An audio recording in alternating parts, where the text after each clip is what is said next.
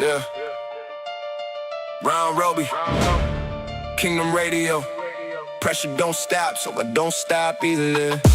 Pressure on me, pressure on me. Feel the whole world pressing on me. Walls closing in, still I stand tall. Back on the ropes, but I swing through it all.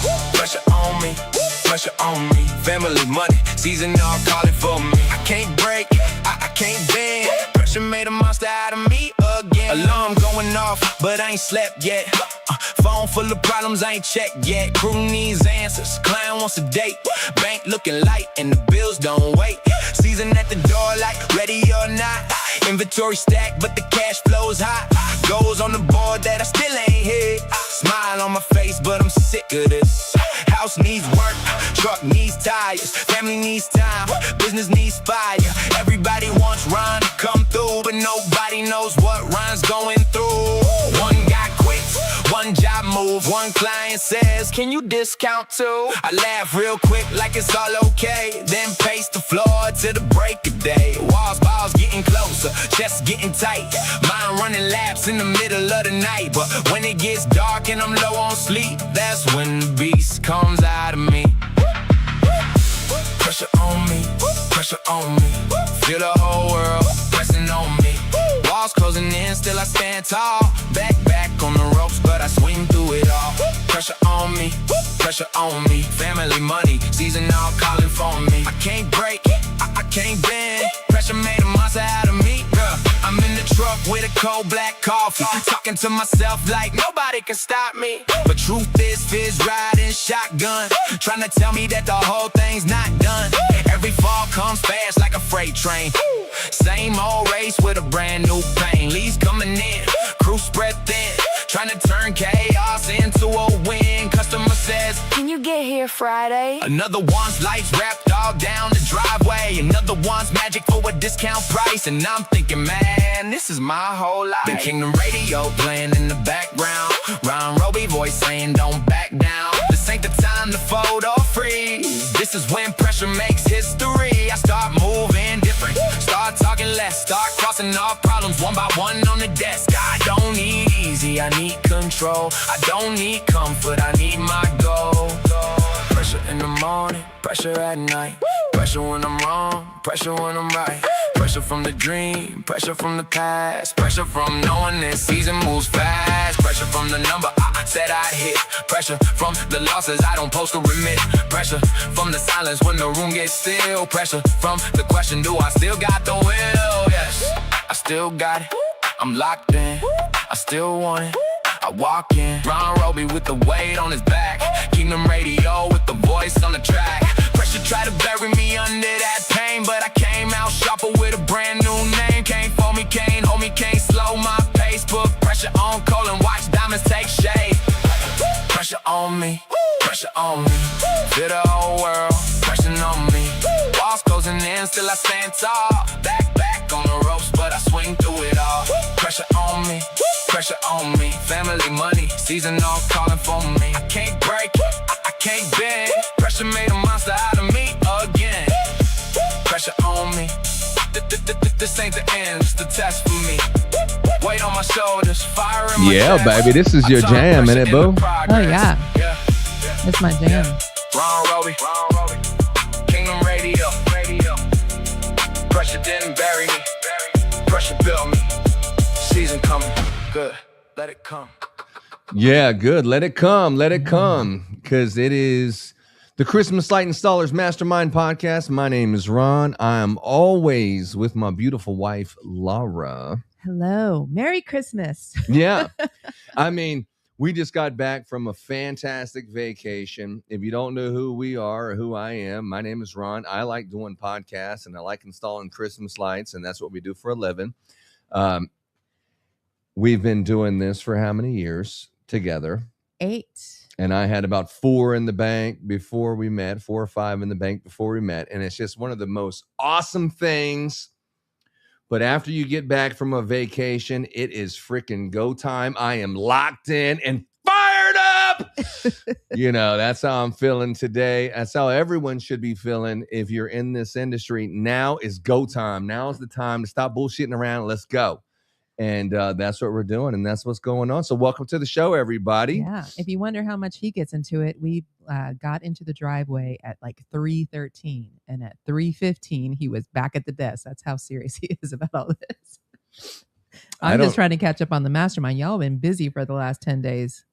Who's been busy? Everybody. It's been popping. I have not been on there in a hot minute. I see some of y'all trying to be sneaky and stuff.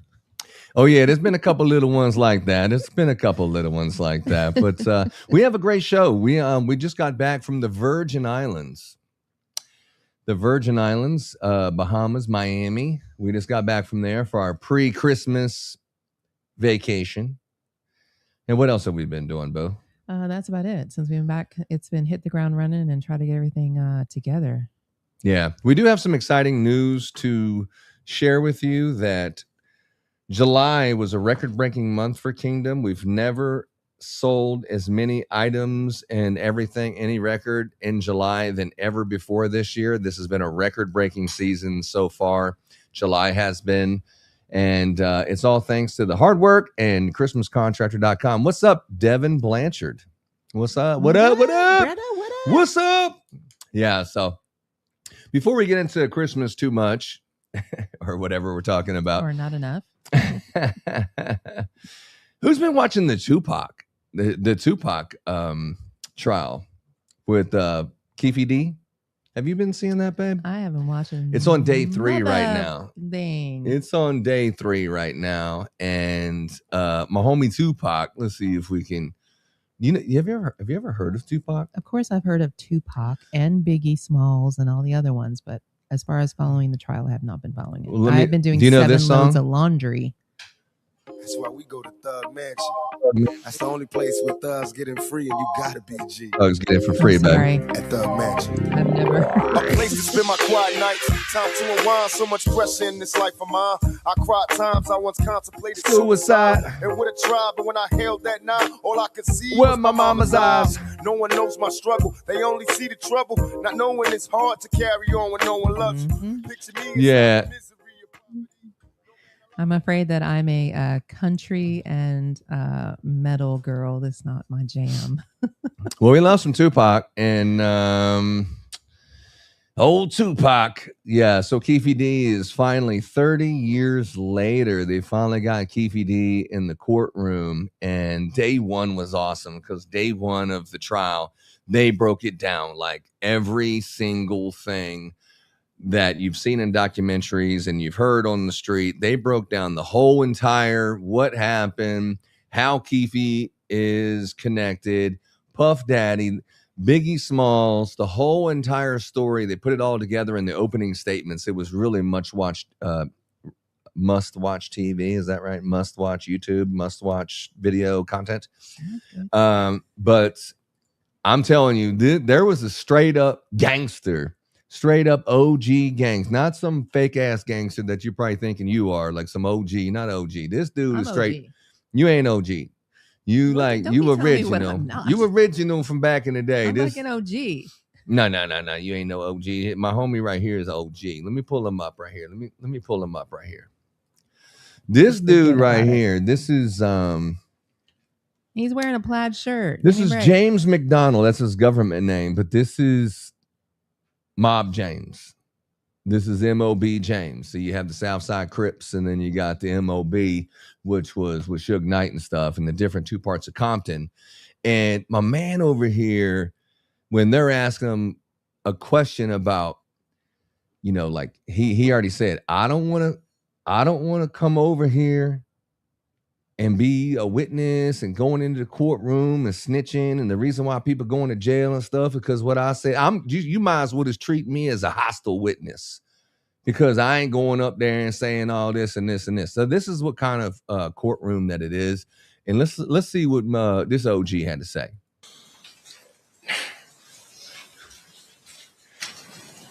I'm aware of a lot of things. Things that was going on. People ain't talked about it in 30 years. Today ain't one of them. I don't mean to be funny, but here's the thing. A lot of things happened that night.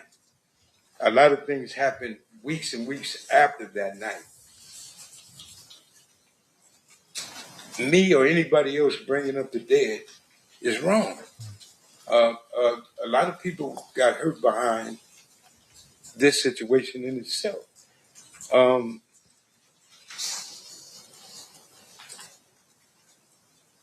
Living the life and how we lived in Compton is one thing. You bring back all of the guys that made it, like me, I'm 61 years old now, to rehash and relive this situation again. I told every attorney in here that tried to get me to come here, you better treat me as a hostile witness. And I think that's where I'm about to go now, because you're asking me questions. I can't answer those questions. Okay, well, let me. He's just a straight OG. I mean, he went on to say some more fly shit later on, but he's just a straight OG. Anyway, it's If not really. you say so. It's not that important to look at it right If now, you but he's say just a so. straight OG. And whenever you look at some straight OGs that's still an OG at 60 years old, he was like, look, I'm a grandpa now. I got grandkids, and I'm not proud of who I was back then. But this guy was like head of security for Suge Knight. And he had some firsthand knowledge of what happened and everything. So really good.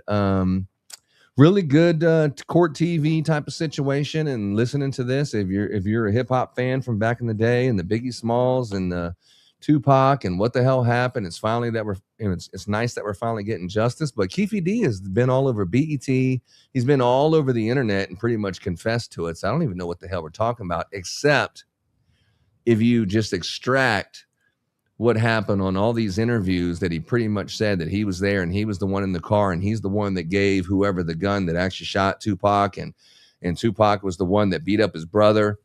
You see all that stuff, yeah, but there's really no evidence that puts Keefe D there, with the exception of his own admission. And Keefe D has this attorney. He's got like all tats on his hand and stuff, and he's really doing a good job. I mean, I don't know how much it costs to put that dude in there, or if he did it pro bono just for the attention, but he's doing a really good job, I think. So it'll be interesting to see what happens right there.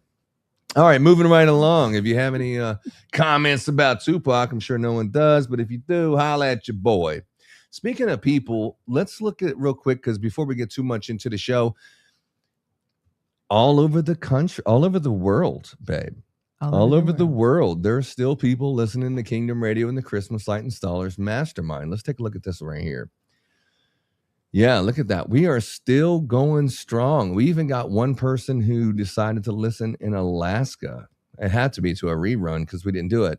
We kind of fell short. We only have one person in Africa, but America's still strong. Europe's looking good, and still got 3 points in Australia. Good numbers. Yeah, so we're doing good there.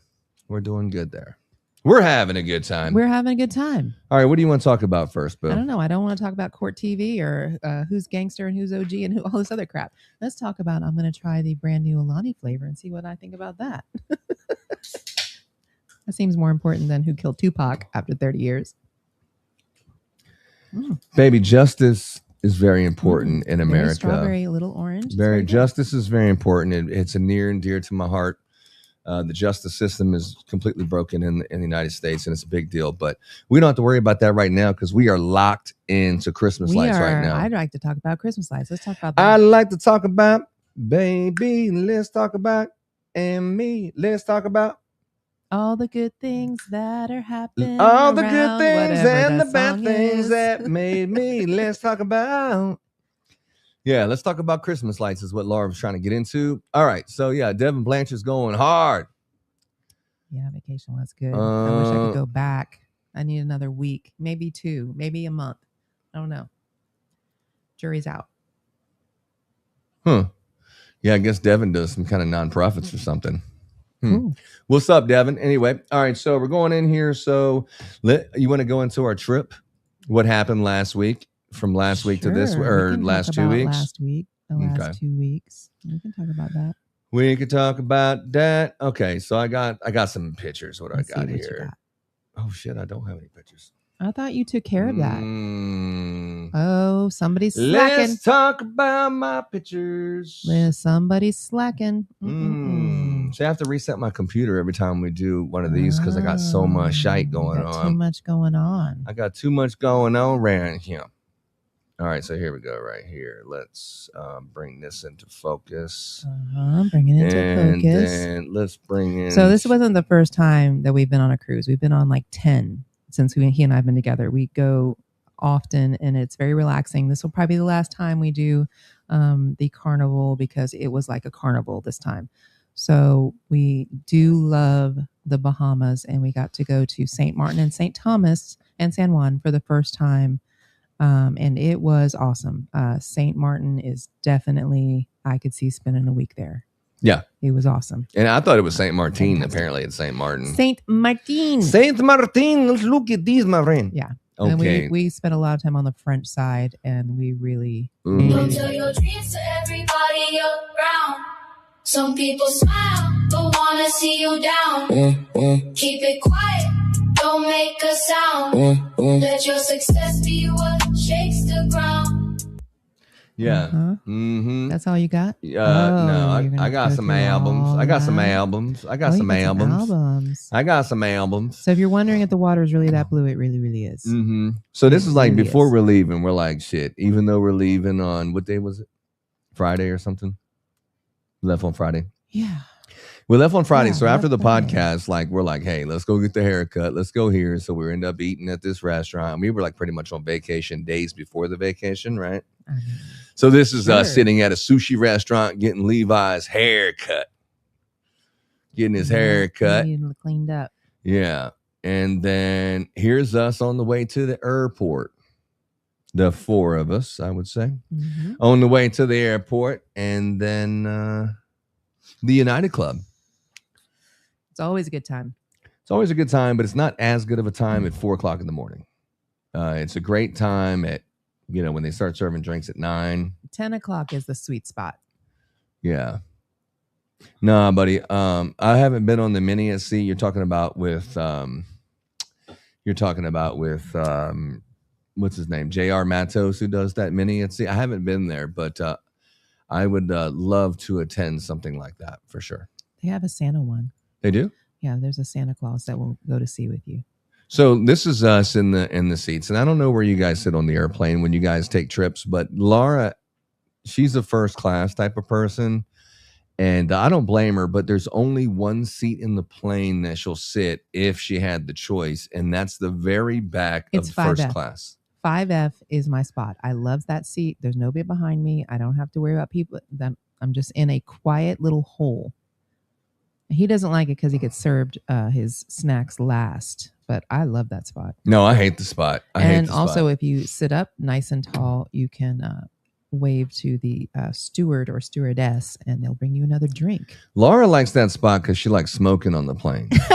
And so you can smoke your vape back there in the corner, and you don't have to worry about someone saying, hey, you're not allowed to do that. So she likes that spot for that reason. But I don't know. If you had a third row ticket or a second row ticket to a game or sporting event or anything, you might say, oh my God, these are awesome tickets. I sat there the whole time and just obsess over how did the two people or one person in front of me get a better ticket than me. That means I'm just focused on that, and it's hard for me to even see the game or hear the concert because that's the type of person I am. Well, that's because you're a snob. Maybe. Yeah, maybe that's what it is. All right, moving right along. You know what? I tell you what, when I said, if you just send me a hat and I'll wear it, if you just send me a hat and I'll wear it, I mentioned that on the podcast. When was that? A few weeks, a month ago. A month ago? What day it is. Ooh. Dude, this guy who sent me this wintergreen hat, I mean, I've done that one podcast that I wore it. And then, of course, on the plane here, because I like the hat. It's just the hat itself. It's just a cool hat. It's a great hat. I've been in like 50 videos. This hat has been like in 50 videos. Like, oh my God. It's a great hat. The logo's in a good spot. Everything's in a good spot. It's a great hat. And you also can notice that in seat 5F, you have 2 windows. There's nobody behind you to do photo bombs. You don't have to worry about what's around you. It is the perfect spot on the plane. Now, what is this right here? What is that? The cheese plate. Yeah. Mm-hmm. And with a salad. So it's like a charcuterie board or whatever. Yep, a little charcuterie board.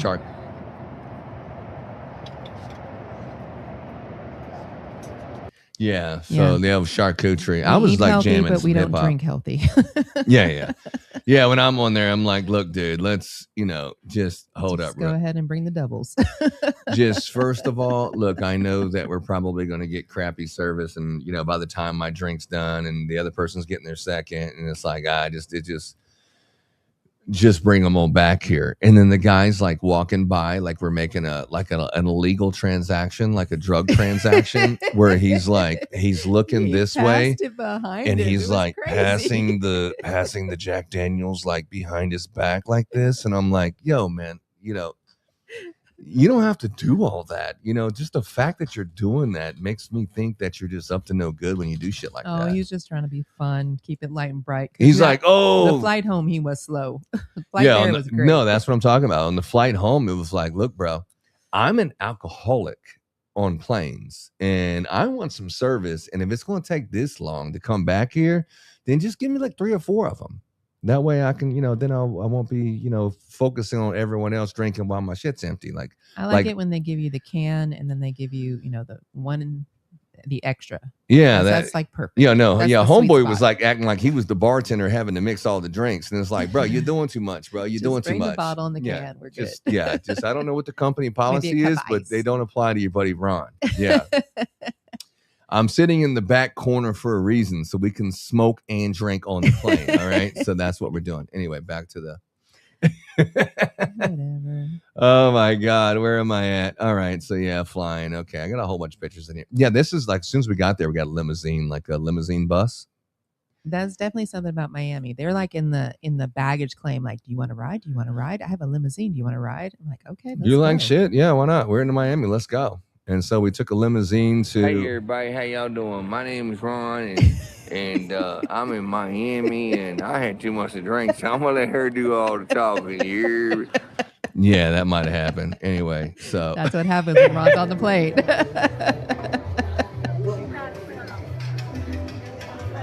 yeah, I had a little too much to drink on the plane, I think, or the waiting for the plane. Something happened. Yeah, anyway. waiting for the plane and then getting on the plane. You turned up. Yeah, so this was like the fancy dinner, like how like whoever falls for you have a dinner and they take pictures and then the person comes back and puts you together for $20-$30 pictures. Remember that? Yeah, I remember.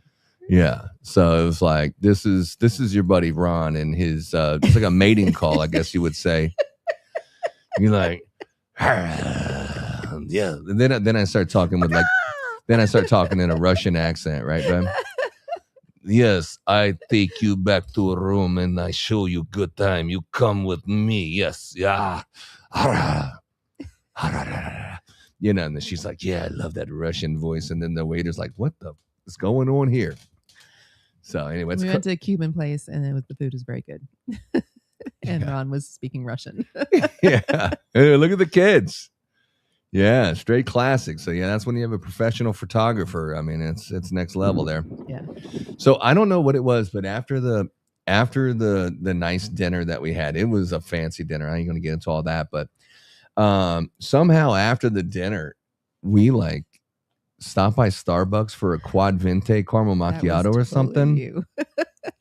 And then you had something too, but Yeah. I could not freaking sleep. I was up all night. We had a badass suite. It was a 2-bedroom suite that's on the, I don't know, 40th, 48th floor, overlooking with a wraparound balcony. It was bad to the bone. And I enjoyed every second of it because I couldn't sleep and I was up all night. And Laura's like, would you just take your ass to what is going on? Why are you up every freaking second? And I'm just like up out of the bed, out onto the balcony, walking all around, looking for something. I seen every single ship come into port, and this is one of them. It was very like the bed was very cushy and comfortable, but every time he moved, I was like, just get up or go to sleep. I'm Pick like, one. look, babe, the ship came in. The ship is in here. Look, it's turning around. You can come outside and you can see yourself. And she's like, I don't care. Go to bed, and I'm like, hell no, dog. I love this shit. I Get love out. being on top of the world and just looking. I used to think that was my dream place, is being in a penthouse suite, high rise, overlooking the city. Look at that pool there. I used to think that was like what I wanted, but now that I live in the country, I wouldn't trade this shit for nothing. But But I yeah. do like the red, white, and blue perm lighting underneath the bridge. It's really pretty cool. Mm-hmm. Yeah, well, NCL, good. Yeah, they had a good. lot of good stuff. I don't know what I was looking at, but yeah, this is like in the morning. Like I'm still up. The sun's up, so I'm just like, shit. If the sun's up, Laura ain't up, but I'm gonna wake all the kids up. And the place was just fantastic where we stayed. What's up, everybody? Today is the 8th, August 8th, and it is Ryan's birthday. So happy birthday, Ryan! But we're over here in Miami. We're in Miami. Oh, that's where the basketball team, Miami Heat. Mhm. Yeah, that's where they play right there, and then the shipyard here. For us today, babe. Today we get to check out of the hotel and make our way to the cruise ships. I like how, if you notice, Laura says, today we get to. We don't say, today I have to check. Today we get to. That's the right type of attitude. You don't have to. You get to. Because believe me, there's some countries that you wish you could get to do things that you can do here in America. So it should be very entertaining and fun for everyone. So we're checking in out of one place, checking into one place, but we did get someone to send us a brand new hat and some other new stuff. So look at this. We got this little hat right here. Thanks, Sugar Daddy Dustin. And we're going. So if you don't know who Sugar Daddy Dustin is, that's Dustin House. The people at work call him Sugar Daddy Dustin, but yeah, he's Dustin House. That's his nickname at work. Or maybe just I call him that. You call him that. No one else. I thought me and Armando both call him Sugar Daddy. Because of you. Yeah. Joey's always like, I never said that. I don't say that. I never Sugar Daddy. No, I was like, dude, you know damn why you call him Sugar Daddy Dust. Come on. Moving on.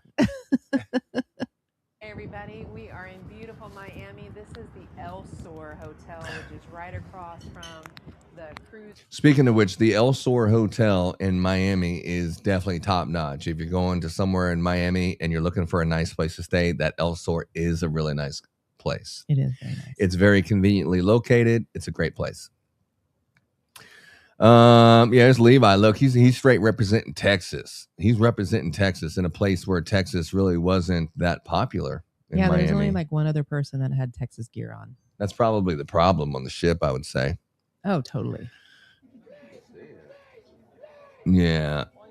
I mean, we can go on for days with high quality meals and stuff.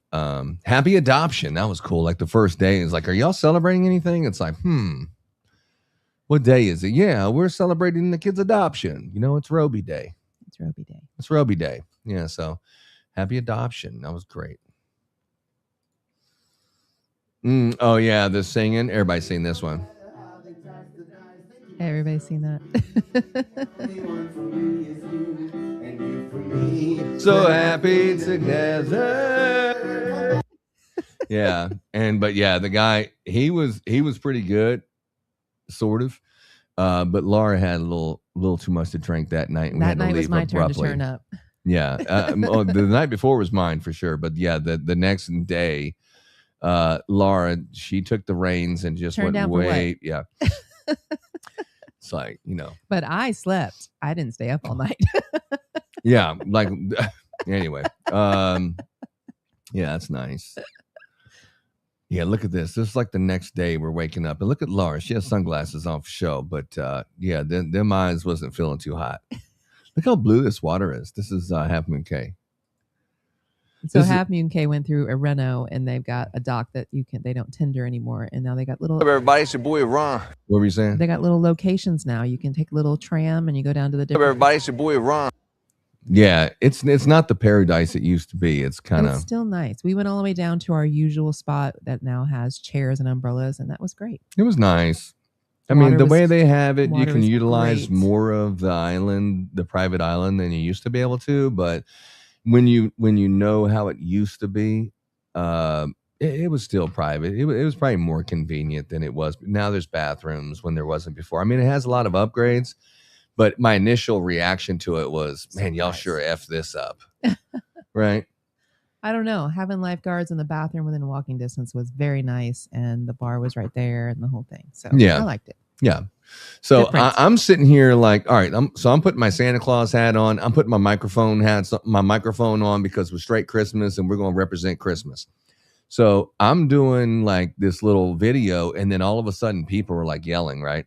Oh my God, it's Santa. Hey, look, Becky, it's the real Santa, right?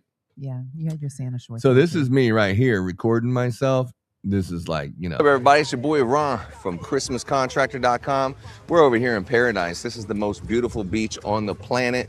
That's where we are. And this is a great time to tell you about the new ChristmasContractor.com, our business directory listing service. It is ready to go. I don't know why the hat was like stuck off to the side like this, like it was Charlie Brown starched or something. I don't know what the hell was going on with that, but maybe it was sitting in my bag in a weird position or there was sand in it. I'm not sure. So we also have a free design studio. So don't waste your money on design studios when you can just go to ChristmasContractor.com and you can use it for free. So when you're on that design studio, you can calculate the materials. You can find it. So now, all right, here is like when the volleyball chicks were like, "Oh my God, it's Santa!" And I was, you know, like, "Oh shit, do I need to stop and re-record?" But I just forged right through it. But y'all already seen that one. My ho ho ho, my ho ho ho, swimming trunks. All right, and then this is a special one for me because I remember when Laura had never been on anywhere cool before, any kind of trips or anything like that. She did this same type of move here, like on the Titanic. Mm-hmm. And this is like the same type of stance in the same similar situation that's 7 years later. Except this 50-mile-an-hour winds. Yeah, but you know, things happen. But yeah, that's that. Uh-huh. And then this is us talking about every time I'm getting ready to take a picture, I always say something super funny, and then we take a picture, right?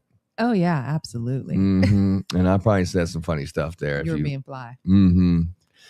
Yeah, this is a little disappointment right here of the trip. Is I can't believe that I packed up, or maybe I didn't pack up, the pinstripe suit. It's like I kind of wore that one out. I got like 3 or 4 nice suits, but for some reason I'm going back to the pinstripe, the gangster 1920.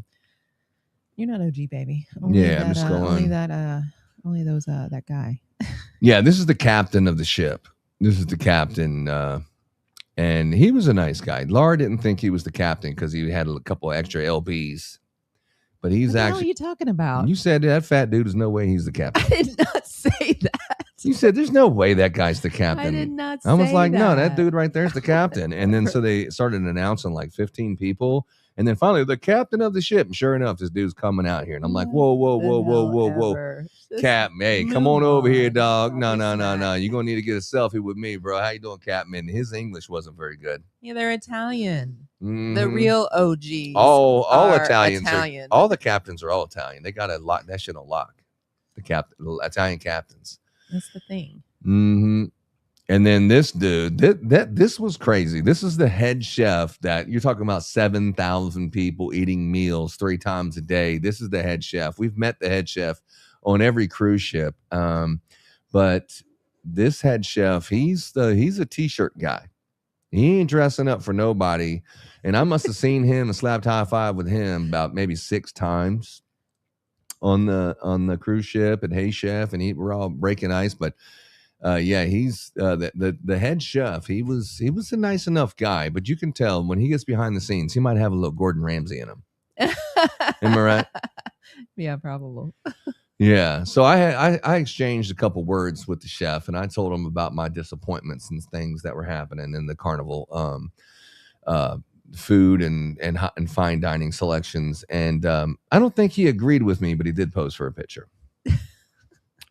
We were talking about the chef's table and how they kind of made it where the chef doesn't have the actual, say it, Laura. They don't have any variety anymore. It used to be the head chef would make the menu, and now it's all a uniform menu. It would be like So a it's all big the same. surprise. Like the chef Yeah, has you're been preparing surprised. this whole thing, and then you go to chef's table, and then he would just have the most extravagant things that he has been preparing for you, and they've been working on it for 13 hours of all these fancy things he's just going to impress you with. But now it's like, no matter which one you go to this month, next month, this ship, that ship, it's all the same exact cookie cutter one. And it's just kind of bland. It's uncreative. And we didn't do it this time. And I wanted to share that with the cast. Man, it used to be great. I've been there. I've been to the chef's table at every single ship, every single time we go, with like 13, 14 different cruises. And I said, man, it's not very creative anymore. And it's kind of disappointing. Yeah. And then he is like, huh? What the hell are you talking about? And then Get out of here. you can tell he agreed, but then again, he's sitting there in a fucking t-shirt. So I mean, it's like, dude. And then we've seen him like 4 other times. He's still wearing the same t-shirt. That's his company uniform. That's what he likes to wear. Anyway, it's hot in those kitchens. Those kitchens are hot. Still. Yeah. So yeah, you got a couple meals. This is so let me break down a few things, because I was talking some smack about some people's countries. From time to time, I've been known to do that, and I actually did that on this trip to the point Laura had to. You didn't actually tell me anything until later. You didn't tap me. Yeah, because you were in the front seat, and I was like too far away. I literally would have had to sit up, move over into the seat, and smack the crap out of you. Okay. Let's talk about Puerto Rico. Babe. Okay, let's talk about Puerto Rico. Puerto Rico, I can totally understand why people are so proud of Puerto Rico. Oh, I can totally get it now. Now that I've been there, when people are like, man, hey, man, Magic Johnson, yeah, he's Puerto Rican too. He's like a famous Puerto Rican. I'm like, hold on, he's not from Puerto Rico, is he? No. But, everyone's from Puerto Rico, and Puerto Rico, it was actually surprisingly beautiful. It was very, very It beautiful. was like a city. It was like America, except for you drove on the left side of the road there, I think, or on the right side there. No, you drove on the right side of the road there, but St. Thomas is the opposite side. Yeah, but it was really nice. Let me show you some videos of what this looks like. So when we came off, I was like, look, we are walking, and this is a fort, and this is where battles were happening at San Juan. And this is where we got off. So we walked through all this stuff, and there was just so much history. But these are like the walls that we're walking beside right here. I mean, just huge walls with these little turret things where you can shoot your arrows or put your cannons in there. And yeah, this is a picture. I mean, look how tall these walls are. Like, you're walking and you're ready to storm the walls. I mean, it's ready to attack. So then this is I don't know, whatever the hell all this stuff is, but yeah, this is me coming out of one of those. I mean, it's not really a lot of room in there, but yeah, there was very narrow. And then that was like, that's the actual fort of San Juan. Yeah.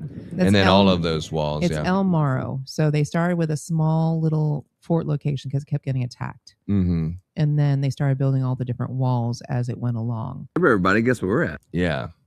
And then so when we I said, I need to go up on top of that fort because I'm ready to fight. I'm ready for war. I'm getting ready for battle.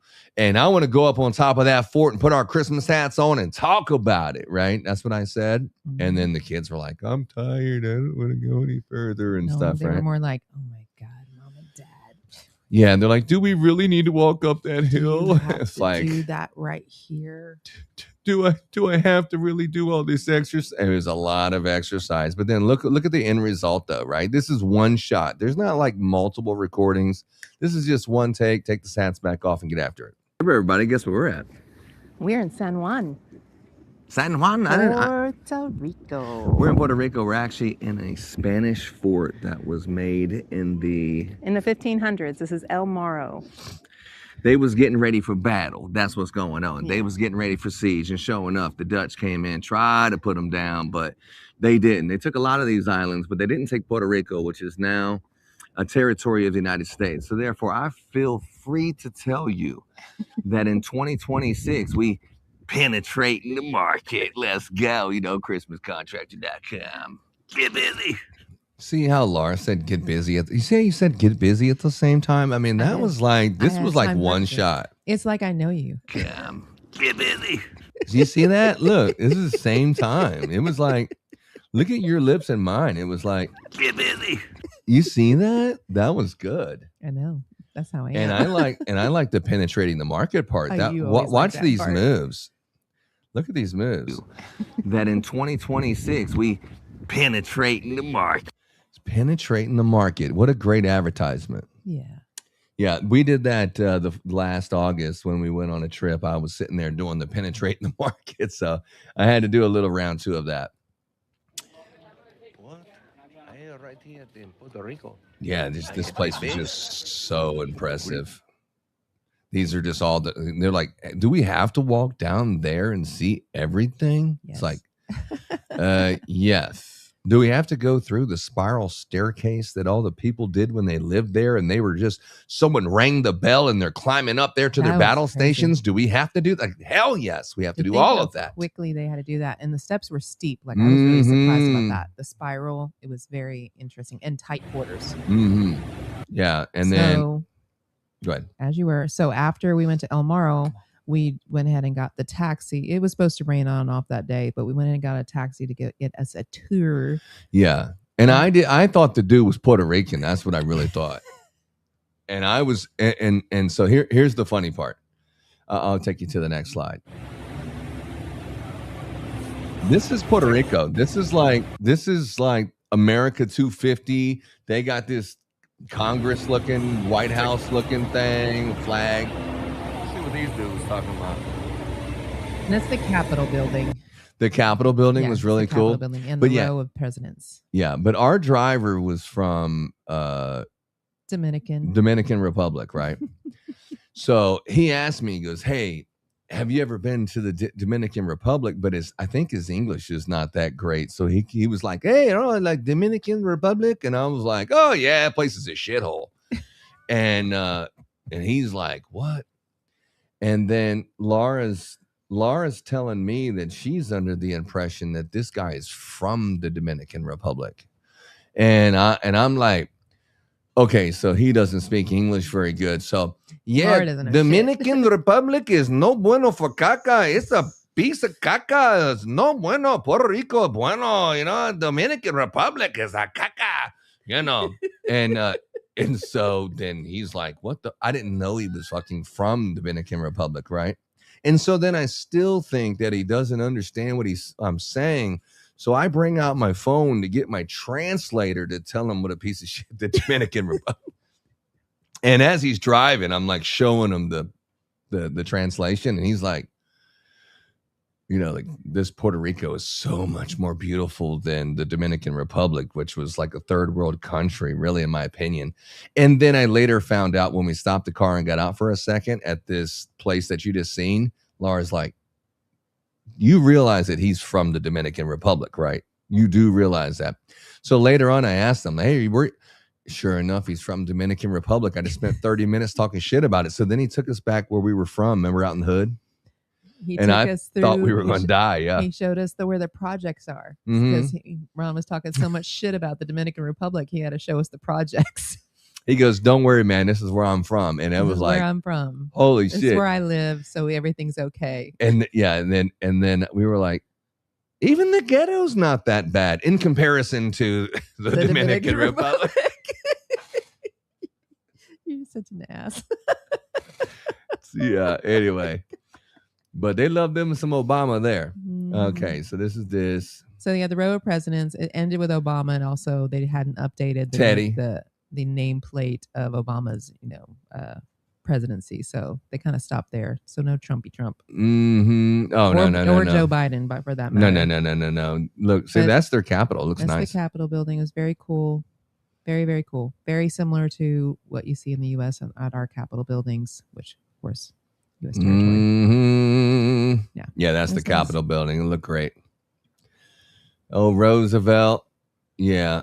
And Truman. And, Barack Obama. Now the Barack Obama, like all the presidents that were out there, was about maybe 10 or 12 statues out there from presidents who visited Puerto Rico and stood in this exact spot to view the Capitol and President's Row or whatever the hell it's called. Yeah. Every single person there, they were all hovered around the Obama one like he was still president. Like everyone was in line to take pictures with the Obama statue, and all these other dudes are just sitting. I mean, even Rose, RFK, JFK, even JFK, they're just like sitting there and like all by themselves. No one cares. But everyone was in line to get pictures with Barack Obama. So we waited in line too, and I didn't realize how tall he was. Is he like 6'6"? I don't know. Or is that just a statue? I don't know everybody's height. Yeah, that's what me and Homeboy were. I know FDR was in a wheelchair. That's it. I don't know. There he is right there. Look. Yeah, that's him. I'll say they didn't do a very good likeness. They kind of You know, yeah, that's us. That's me standing up all the way. So I don't know if he's really that tall or that's just a statue, but yeah. Yeah, and then there's JFK. That's JFK. I was singing "Happy Birthday." And then Laura's sitting on this guy this poor gentleman in a wheelchair that was the president of our country. Laura's like giving this dude a lap dance or whatever, Franklin Delano Roosevelt. Yo, Teddy. No, Franklin Roosevelt. Franklin Roosevelt, yeah. Franklin Delano Roosevelt. That's Yeah. him right there. Mm-hmm. And then so the guy's like, look, I take you to like a very good restaurant. I go to the capital of the place or something, whatever the fuck it was. And so we traveled for about whatever. And I didn't realize that all these kind of restaurants were kind of like all the same. Like once we made it past the city, there's all these beautiful, I mean, I'll show you all the pictures later maybe. But there's beautiful cities and beautiful places that you're like, damn, this Puerto Rico is really nice. And then he took us through the hood instead of where the projects were. And then he lived on the other side of the highway as the projects. So the traffic was bad. So we cut through the hood and he showed us a couple places in the hood. And then we got back on the road and then he took us out to this like restaurant. It was like the Iguana Bar restaurant, which is more of like a glorified food truck, I guess. We're in the capital of Puerto Rico, and we're at the Iguana Bar restaurant. They said it's one of the nicest restaurants, so we're going to check it out. Yeah, so it was not. It was not. It was like the night. Everybody in that area sold the same thing. So look, so this is not even our tour guide. This guy was like, "Hey man, does your tour guide speak English?" He doesn't speak English, does he? And I said, no. He goes, yeah. He looks like he doesn't speak English. I used to live in America, so I can speak great English. And let me explain you. This is codfish crunch. Okay. This is empanadas pizza. Okay. This is corn dog, cheese dog. This is. I mean, they literally got all the shit in English right there. I could have just read it. Yeah, but anyway. Shrimp. Okay. This over here is beef. I thought he was like the guy who worked there. I didn't realize at first that he was like just a tour guide that was with some other people who were there. There's Ron paying attention to surroundings again. Chicken. Then you got corn and cheese. Okay. The little round ball over there is relleno de papa. The relleno papa was actually pretty good. That was like a sweet type of, it was like fruit or something inside some papaya. Plantains. Oh, plantains. Yeah, bananas or whatever. It's potato with meat inside. Okay. And then you got the piñono. It's actually sweet banana with meat inside, and it's held together with egg. Wow. Yeah, so that's what it was anyway. Yeah, so that's pretty much, this is like the more rougher part of the good part, I guess. And all those restaurants, they were all the same, and they all offered the same shit. Offered the same thing. It was like going to Mexico and they got all the same damn gifts, and every store has the same shit in it. It was like that. It was all apparently there was a nice seafood restaurant down there, but our driver was thinking that we were broke like he was, I guess, and we couldn't go to the nice place because if the more people he brings to this spot, then he gets to go after the fact and bring his wife for free food if he can get some American suckers from the cruise ship to go out there or something like that. But it was good. I mean, the empanadas really good, and I didn't care for that plantain meatball thing. It was kind of. They had a bathroom. It was weird, but the men's bathroom was the only one they had. But they had with one. No toilet seat on it. Not that you would sit on it. You do the hover, but still, it was like a. Yeah. Don't walk in. But the homeboy was out there on the grill doing a little something. But yeah, definitely we seen later that people had way better setups than that. But anyway, and this is like when he was telling us like, oh my God, the beach is so beautiful and it's the most beautiful beach in the world. And then I'm looking at this shit like, you don't know where I was just at yesterday. You know, this is not as beautiful as you're saying, but okay, you know, I don't want to offend him more than I already have for like it's like, okay, yeah. Hey, he was thinking we're going to sit out here for about 30 minutes. I'm like, yeah, it looks kind of like Hawaii a little bit. Picture, yeah, volcanic rock. It's got some rocks. So, yeah, okay, all right, I'm saying it. Let's go. Yeah, anyway. And then this is like he's trying to show Leroy how to look for crabs in the rocks, and this is our driver there. So nice guy. We tipped him and everything and made sure he's taken care of. But it was Puerto Rico. I thought the San Juan and in downtown Puerto Rico was just very, very, very nice. There all day. Very nice. Yeah. And then the rest of the Puerto Rico, it was there was good parts and bad parts. But anyway, that was that. And this is in Condado, which is the nice area. We got to go stop by the beach. So he brought us by some nice places, and he's like, "You want to see where all the rich white people are?" And I was like, "Yeah, actually, yeah, that's exactly what I want to see after all this." And he took us by a little beach, and then there's just so many people hustling game out there. It's very tough for me to have a good time when I see so many people running game on people. And then you got your innocent bystanders that don't really see that stuff, like these three that are next to me, and it's hard for me to be comfortable when everyone's running game. But anyway, so then we went to something that's really freaking nice. This is where was this at? The T-Mobile Stadium. The T-Mobile Stadium. Now this type of shit was right down my alley. But this is the T-Mobile Stadium. What's going on is we are at the T-Mobile in San Juan, Puerto Rico, and we're taking a look around. We're going to take some photos in Puerto Rico. We ready to go back to the boutique. Me driver speaks no English, so I've been translating in perfect broken English. Yeah, so yeah, right now. Look at this place. Look at this place. It was like it was just like unbelievable. I guess this is from my meta glasses or I don't know what it was, but this was really good. They had all kinds of great, cool places there. I mean, look at this, just in a banana. I mean, I think that was pretty cool. Very cool. And then there's Laura. She's showing off that perfect smile. Yeah. Stomped down by the astronaut. Mm-hmm. I love Puerto Rico. Yeah, so I think I posted some of those pictures, and then someone online was like, "Oh my God, you're like in the Christmas, you're always Christmas." And then I was like, "Dog, I'm wearing a Christmas shirt right now. Every day is Christmas with this crew." And then I realized, I think when my shirt was folded, the C done fell off the shirt. So it was like Christmas or Christmas. But anyway, every day is Christmas with this crew. And then what's this? This is the next day. It looks like it's no. This is when we're leaving. This is Puerto Rico from an aerial view in San Juan. Yeah. There's the board by the back. Mm-hmm. And so they also have the place where the very first pina colada was made. Okay, so right at the first. Oh, the boat next door. That's where we're going with this. Yeah. So this right here, this is called the MSC.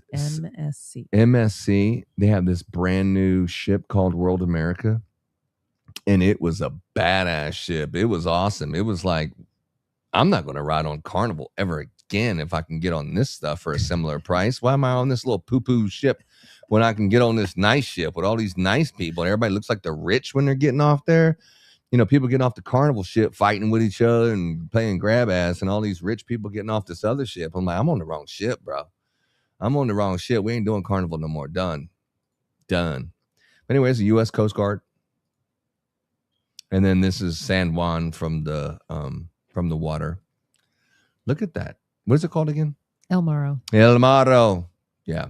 So Puerto Rico, if you're from Puerto Rico, I understand completely why you're so proud of Puerto Rico. It looked beautiful.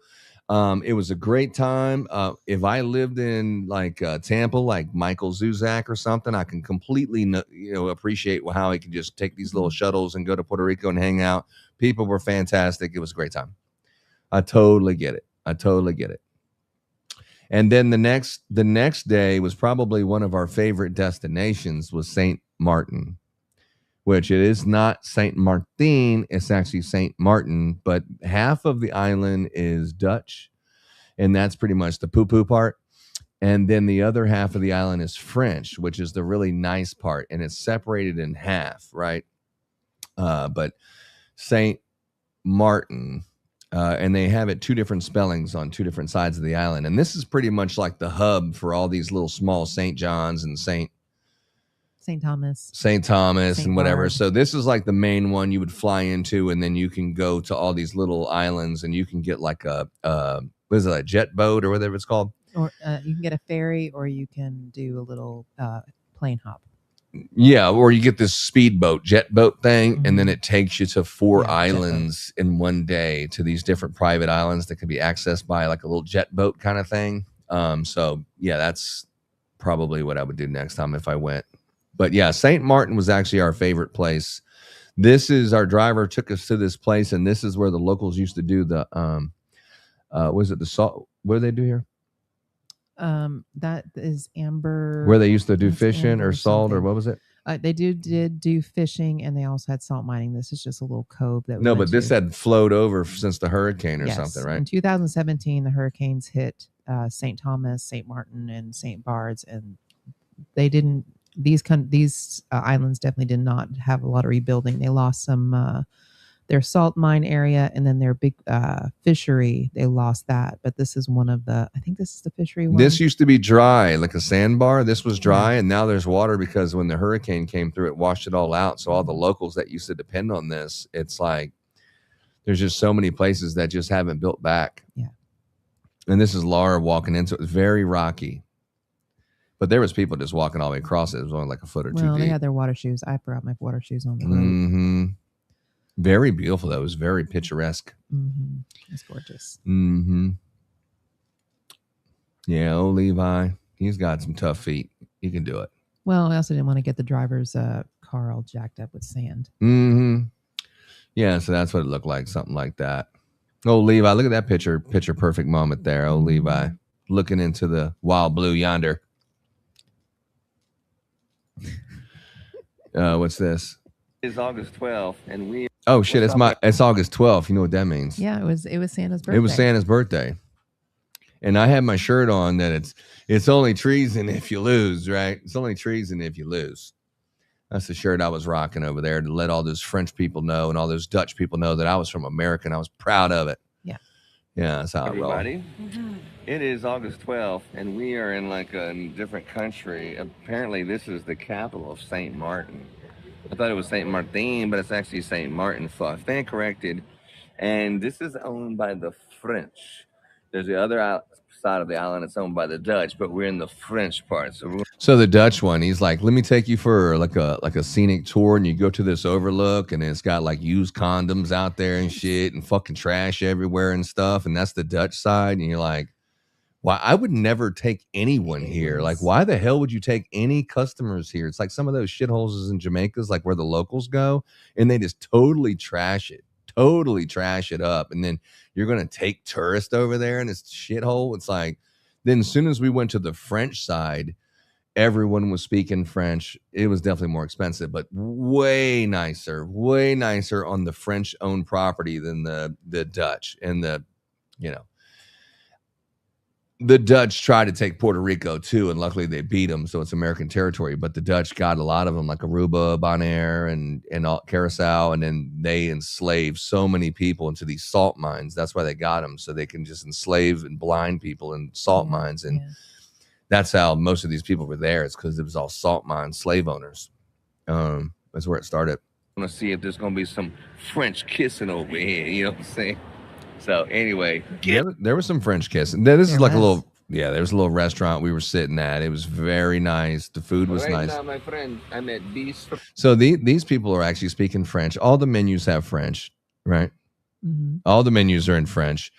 And luckily the lady who owned the restaurant or whatever, she just told us like just the English, whatever it was. Yeah. Yeah. Where are we at? We're at Bistro de la Mer, and we have some seared ahi tuna. Oh yeah, that's some coconut shrimp. With our prosecco and our colas. Yeah, so that food was good. Levi, he was like tripping on that ahi tuna. Yeah, it was good. That ahi tuna was very good. With the ginger and the wasabi. The moe.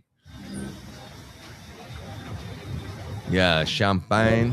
And then so like they're like, okay, so in St. Martin, you can sit on the beach and you can watch the planes land, which was like, there's this fence that's maybe 12 feet away from us that's like maybe 6 foot tall or something, and the planes are landing right there. That's where the runway starts, and the planes, like, this is a big jet that's landing like, I don't know, 30 feet above your head.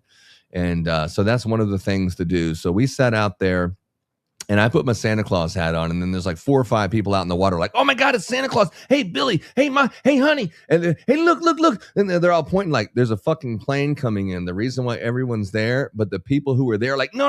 Look at Santa. Look at Santa. Remember that? Yeah. And you're like, yeah. It's not going to hit your head. But I couldn't see it.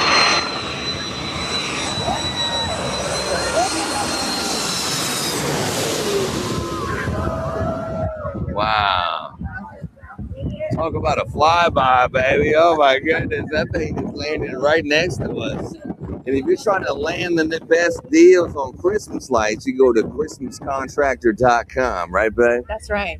What was it like to have that plane flying right over your It was head? unbelievable. And if you can't be sitting on Mayho Beach and have something land on you, go ahead and check out ChristmasContractor.com. And don't forget, get fucking busy. Get your ass busy. Yeah, so yeah, that we definitely had an audience around this. And then after that, I think we went to probably the nicest place there. And this is what really pulled us in, is the rich and very well put together French part of all these fancy people that were there. And they were speaking different languages. I have no idea what the hell they were saying, but just all these different languages on this crystal clear beach with snorkeling on the left and all these hotels overlooking it and 2 catamarans there, good music, good food. This was probably our favorite place, this right here. And this is in St. Martin. This was the highlight. And then we're at the bar next to some drug dealers. So I didn't want to take too many pictures of homeboy, but this is the homeboy. He had 3 chicks with him, right? He had his 3 hoes with him, and he was all decked out and gold chains everywhere and stuff. And you could tell he was doing some stuff. You could tell. And then this is another thing cool, like, because like I said, the Dutch, they just enslaved so many people for the salt mines and stuff that they finally had their emancipation. Whatever year it was. So many of these little roundabouts are all about the slave emancipation, and all the writings on the walls and murals and stuff is like Black history and Black Lives Matter. And that was in St. Thomas. Oh, but it was still the same type of feel of celebrating the emancipation of all the, the slaves. Yeah. And like our driver just drove around this one, but we asked him to drive around this one because it was like Rocky, but he's sitting there holding the chains. Look at that. Yeah. The chain's broken on there. I've never seen of all the countries I've been to, I've never seen a statue like that. It was awesome. Yeah, it was really cool. It was just hard for me to get a good picture of it when we were driving like that, but it was very profound, I would say. Yeah. It was fantastic. And this is our driver. Nice guy. He definitely knew his history. The only thing about him, though, I don't know if I'm old, but just some bitch was whispering. Yeah, he's soft spoken. And this is what the deal is. What's the deal? Let's take this to the Christmas business, right, baby? Okay, let's do it. Let's do it. If you say the same thing over and over and over and over, and you're repeating the same exact thing, at some point you're going to lose your voice inflection. Like, you're not going to say it like it's your first time saying it, like how interesting it is and how he can animate this.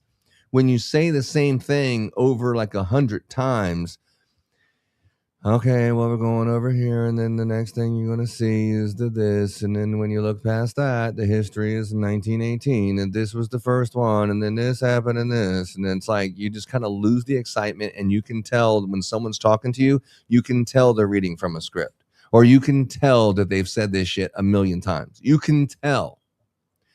When you're talking to your customer, you should have some awareness that you are not saying the same exact thing over and over, that it sounds like you say the same thing. I mean, at least mix it up and keep it interesting for yourself. But that is so important. If you're talking like you've said the same thing, people know that you say that shit all the time. And I'm sure that you're probably, as I'm saying this, you're thinking the same thing. You're like, yeah, I know exactly what you're talking about. I've experienced that many times, especially with call center or any kind of salespeople or information repeaters that they're just repeating the information. It's the same shit over and over and over. And it's just bland and boring. And, homeboy had a severe case of that. But, I just told Laura. But Laura apparently heard everything he said. I was listening. I didn't hear a damn thing. I mean, I think my hair is kind of going, all kinds of shit's going on. Eyes. But yeah, my eyes, all of a sudden I can't read now. It's like crazy. But anyway. Ronald's birthday. Yes, Ronald's birthday. I want to hear the mugs. Let me hear. Okay, 1, 2, 3. Happy birthday to you, Ronald. Happy birthday to you, Ronald. Happy birthday, dear Ronald. Happy birthday to you, Ronald. Yeah, that was nice because that was like it was like his first week on the job and the old dude was in training. So I'm always trying to mess around with people and stuff. And then so he was singing some birthdays things to someone else. And I was like, hey, bruh, come on over here. Let me holla at you. And he's like, this guy was not like the hey, bro type of guy, but I was hey, bro on him anyway.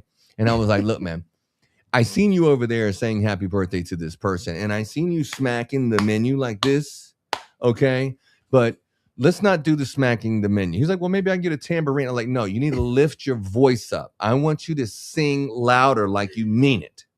Am I right? Yeah, you did.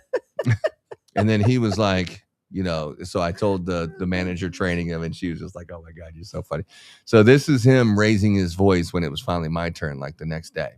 So yeah. And that's why I was really celebrating that victory of him actually doing a better job. So that was great. And now it's my birthday. And then now the next day we got off the ship and we had high expectations for St. Thomas. Yes, we did. We had high expectations. It's an island I've always wanted to see. Always wanted to see. Virgin Islands, St. Thomas, Virgin Islands, St. Thomas. Brace yourself for what I'm about to say. But look at these beautiful taxi cabs that they have. It's like.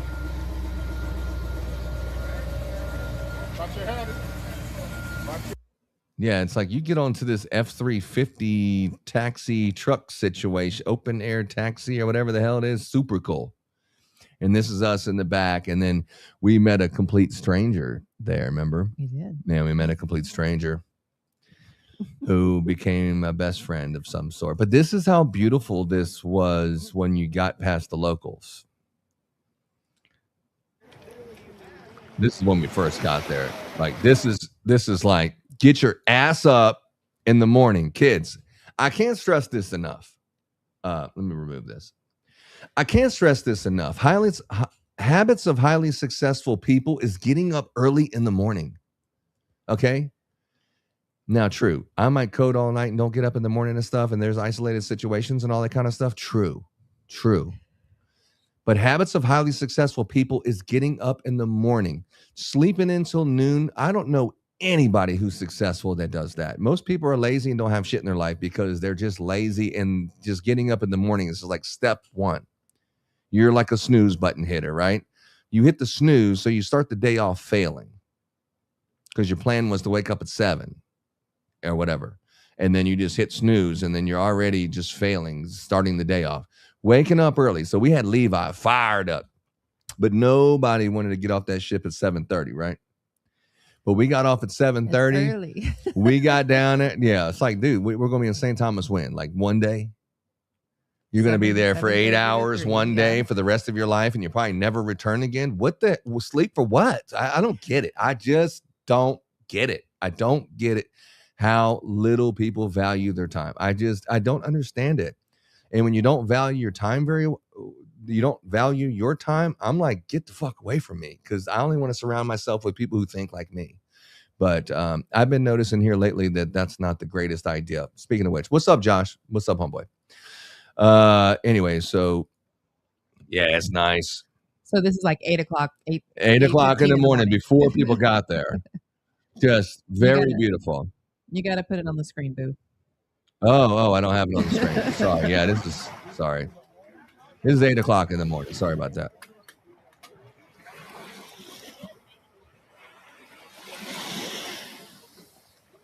Yeah. Yeah, so we're good. That was when Levi accidentally brought the cell phone that I let him borrow. He brought it into the ocean in his pocket, and he was like, shit, I just remember when you said I probably couldn't be responsible for a phone, but yeah, here it is, day 2. I fucking took it in the ocean. He made it halfway through the trip. He made it 3 days. Yeah. Anyway, so this was so beautiful. As soon as you walked into that water, there was so many damn fish, right? It was just like a minnow bucket of fish. It was just fish everywhere. But yeah, so yeah, I have my shirt off. I got me a real good tan right this second, but this is everyone hanging out. It's getting later. There's getting more people there. And I guess you stopped. I guess I didn't show you any more pictures of that. So there was pelicans, and they were dive bombing because all the minnow fish were all on the front of on the shoreline, and they're dive bombing and landing a foot away from you. It was really, really amazing, really cool, but not the best location because the other side of the beach was. Okay, I got the pictures of all of it, and I ain't trying to talk shit about these locals, but the place is a shithole because of these fucking locals. I mean, you pull up on the bus and the taxi cab. The taxi cab has a connection with homeboy who's like trying to put you on the Sanford and Son fucking section of the beach before you even can go there and realize what you're doing. And he's smoking weed and he's high, he's like maybe still smoking a blunt when you get out, or maybe he took it out. I'm not sure which one it was. But he's like, yeah, you know what I'm saying? Oh, shit. And they're playing like some rap music and shit. And they're like, hey, let's why don't you come on down over here and you rent chairs from me? And then Laura, of course, got the chairs. And I'm like, nah, you know, I don't. Whenever someone's like being very unprofessional in the initial part of our meeting, why would I listen to you and continue going in a direction that you recommend? But even though we kind of did that, and we're sitting, go ahead. You want to share it? Well, I'm going to show the other side of the beach. But then as you're sitting in the chair, this is the other side. This is like when you pull up and this is the shithole of rent cars and just nonsense. You're like, what the, were you taking me here? Fucking take me back to where I came from. This is the right side. We went on the left side and then we got that beautiful, beach. Yeah, but anyway, so then you're sitting there and then so you got the local, anytime something's public, you never want to go. As soon as they say public equals no, I don't want to go to public. Anywhere in Mexico, it's the worst. Everybody's just bugging the shit out of you every 5 minutes. Here you had 2 drug dealers walking in front of you every 5 minutes where you didn't even trust leaving your bag there. And they were just like, hey, I got weed, I got this. But they were playing like some stupid ghetto ass music. And it wasn't even good rap music. It was just bullshit music that was just cussing all the time and just playing it right in the middle of paradise. And you have all these fancy people that are there, on vacation and just playing it and smoking weed. And here you want these can't. It's like, dude, get the fuck away from me, man. I mean, it's like I don't even trust my stuff here. And then you got these fishermen. They're throwing fishing nets in there to catch all these minnows. And they got their stinking ass buckets of minnows that it smells like fish when they're around you. And then they got the birds are like following around the fish bucket. So then it's like, dude, just get me.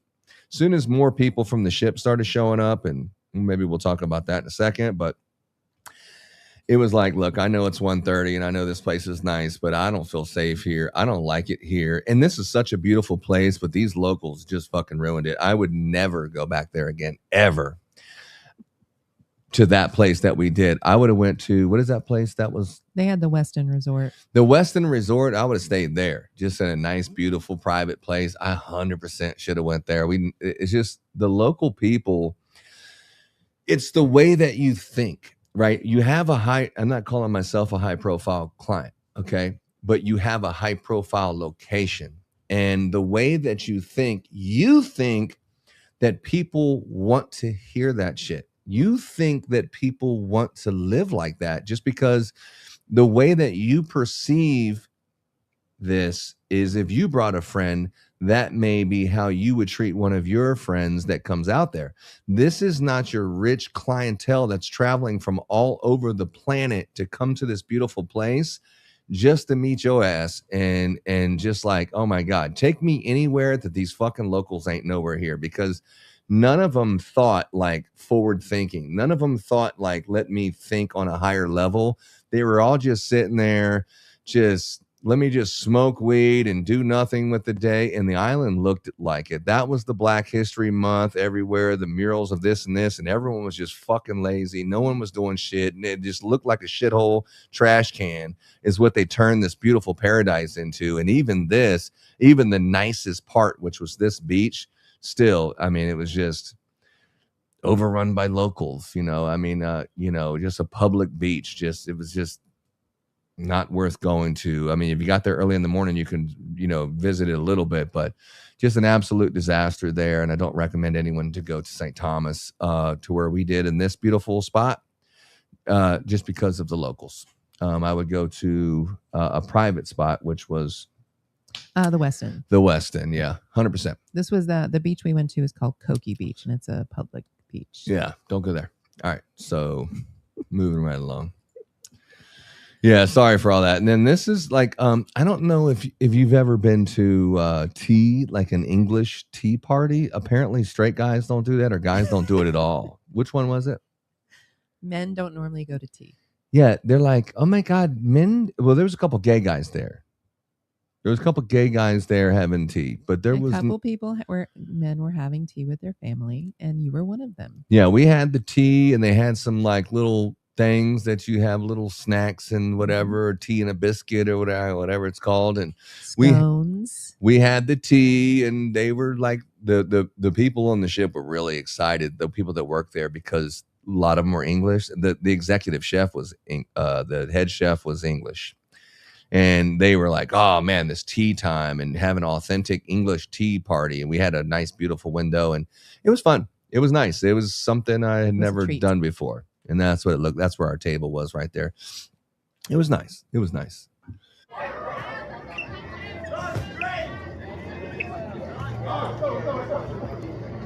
This dude right here. This guy. They were playing dodgeball. They were playing soccer on the basketball courts. This dude was like a straight. I don't know if I got this guy. Everyone was watching. Everyone was watching this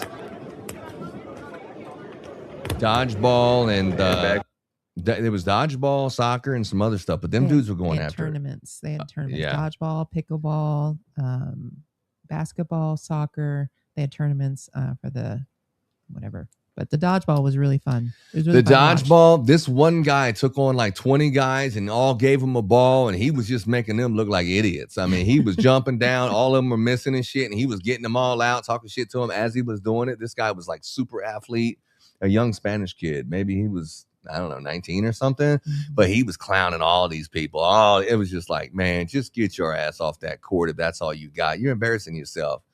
I could have did better than that. Damn. But yeah, he just clowned everybody. It was actually really a sight to see.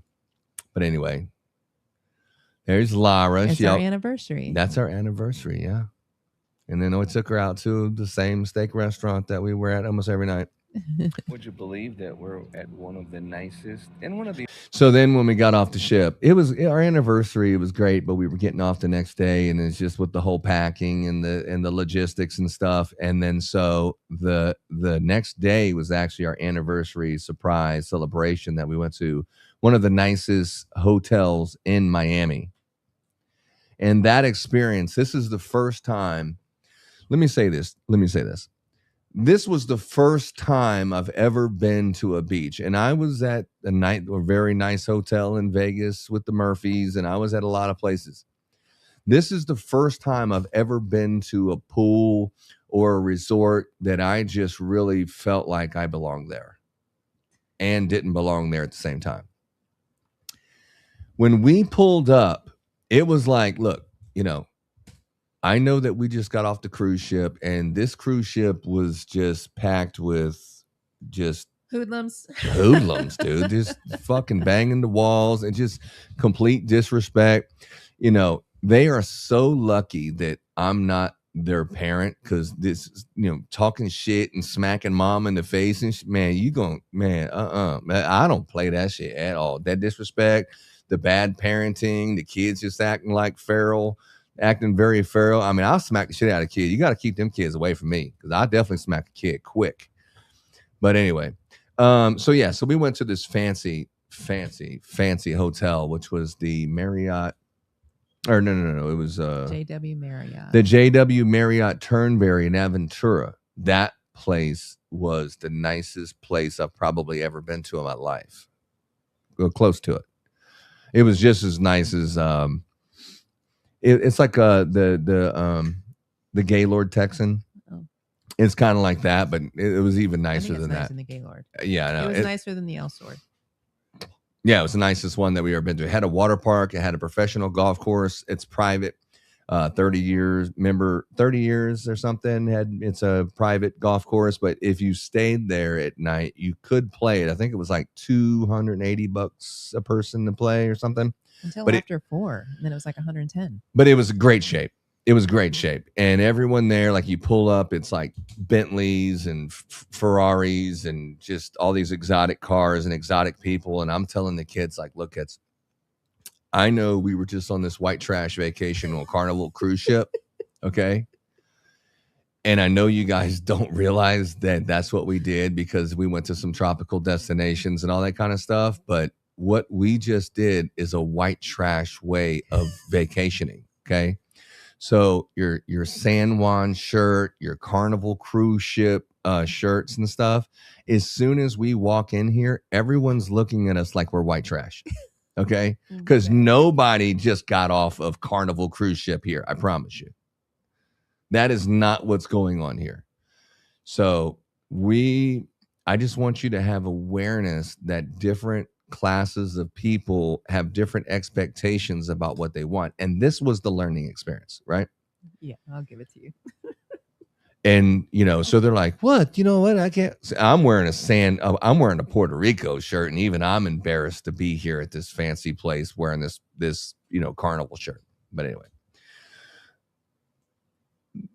I said a lot there, but you did. that's, just, it is what it is. I mean, we're going to get into it. Maybe we'll have some pictures.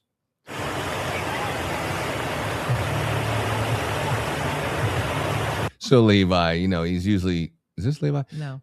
Yeah, Levi is usually checking out on some stuff, but he got up on there. I didn't get him, huh? Got the ho Got him going because he on. lost his shorts. Okay, so this is like they have the private pool that's set up like a restaurant. So you ask the guy like you want a table or you want chairs. And then so he say, I have you a nice, setup here. So we were here like at 8:30 in the morning or something. Yeah. So this was before a lot of people got there. So we got these nice chairs and they have like a clip on your chair that has like your table number for waiters and stuff. And then that's how it works. And if you leave the chair for 40 minutes, then you're like left the restaurant or left the table or left your area. We've seen so many fancy people. I mean, Mr. Louis was probably the most fanciest person I've ever seen in my life, right? Yeah, he was this dude looked like Sean Connery. And he had like the perfect gray and manicured beard with his Louis Vuitton hat, his Louis Vuitton slippers. To explain this dude. So Papa Louis. We call him Papa Louis because he was head to toe Louis Vuitton. He had a special beach bag that was Louis Vuitton, and he kicked off his shoes were actually Coach, and he kicked them off underneath the chair, and he got his little special thing. Ronaldo, which was our area attendant that took very good care of us. He walked Mr. Louis to his chair, which he was satisfied with, and he whipped out his money clip and flipped that off, and he went through his bills and his nice little crisp hundy and handed over to Ronaldo. And, yeah, he went into his Louis Vuitton handbag, which men have a Louis Vuitton handbag, or like it looked like a beach bag, a pool bag.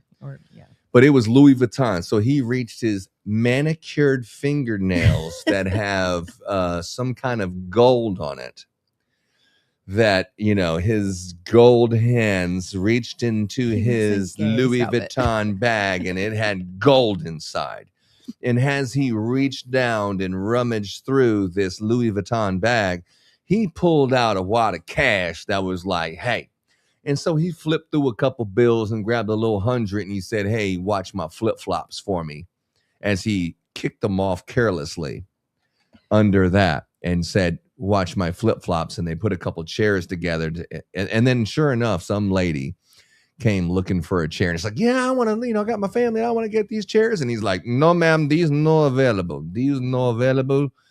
No, sit there, but no, not available. I find you good chair. No, not these. Not next to Mr. Papa Louie. Papa Louie is like, I couldn't stop staring at this fucking guy, man. I just could not stop staring at.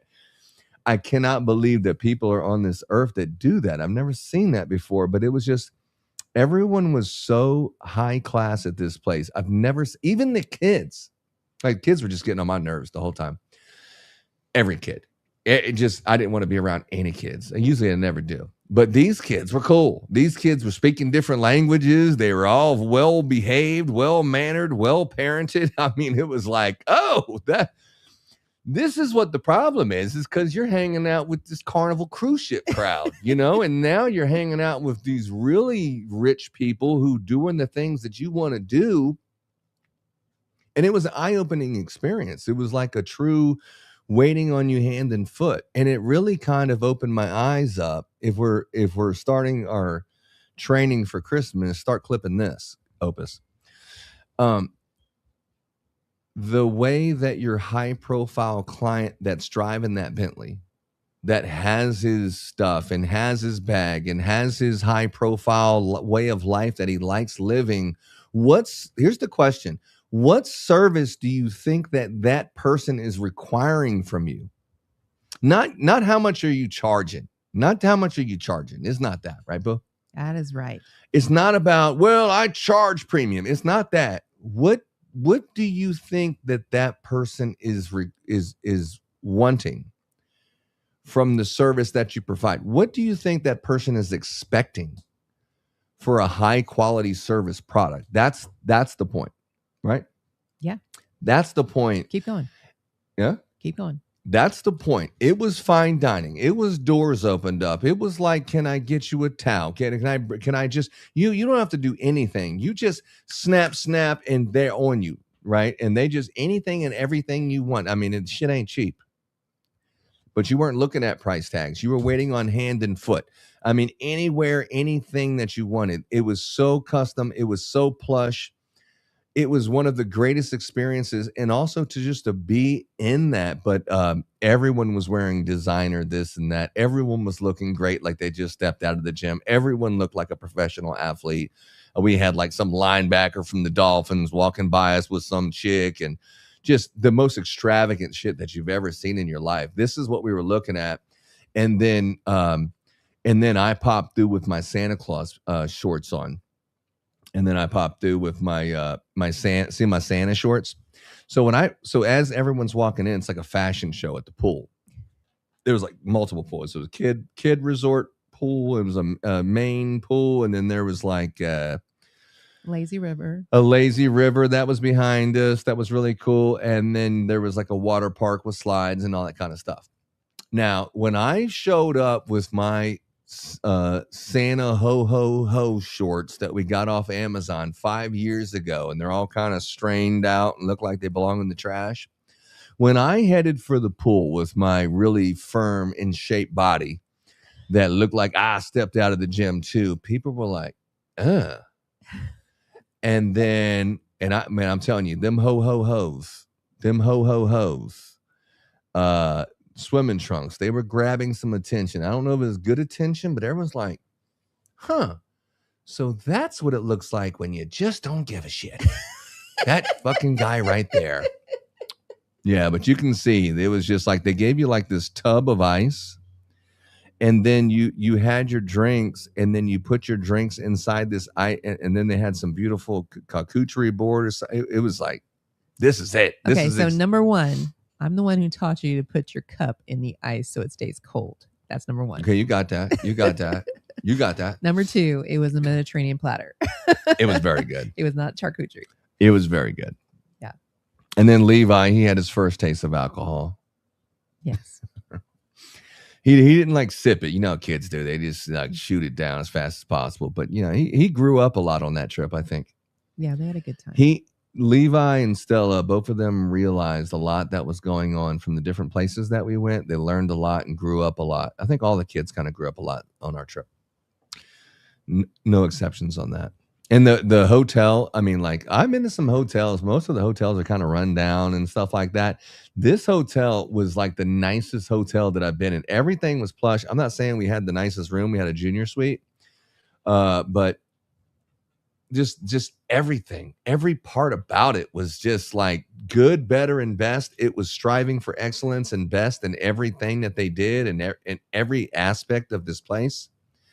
It was definitely eye-opening of this is your clientele.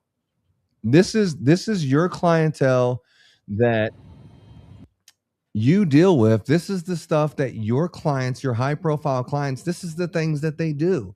This is the way that your high-profile clients that you deal with, this is the kind of stuff that they expect, what you're experiencing. Now that this is over, this is what your customers want from you, right? This is the level of service that your customers are expecting from you. And it was really eye-opening. It was like, yeah, you're right. You're absolutely right. You're absolutely right. So that was that. The golf course was just unbelievable how beautiful it was. You could play on the driving range for free as long as you're staying there, but I didn't bring my clubs, and I could have, but we were hanging out the pool. I thought I was going to come back at 4 or whatever, but we didn't. But we did steal a coconut off the course. So that was good. Levi has it in a bath right now. We're going to grow a palm tree from it. So we'll see. We'll see. Yeah. But anyway. Yeah. Look how nice it is. It's just so green, so beautiful. And there's a little lizard running on the golf course. Yeah. Florida definitely has all the iguanas. Oh, iguana. What did I say? Lizard? Mm-hmm. Yeah, iguana. The big old son bitch. And then we had a disappointing experience at Italy. We just had all kinds of disappointing experiences. I wanted to eat at a fancy restaurant. Okay. And we could have went to the one at the hotel that was like super overpriced. Yeah. We could have a $1,000 dinner.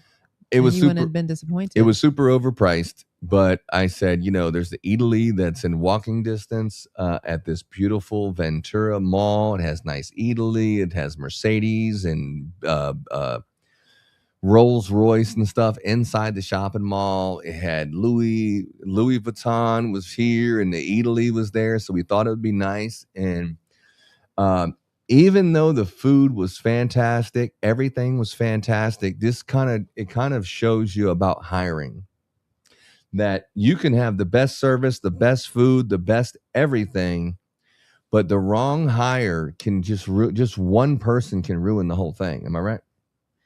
Yeah.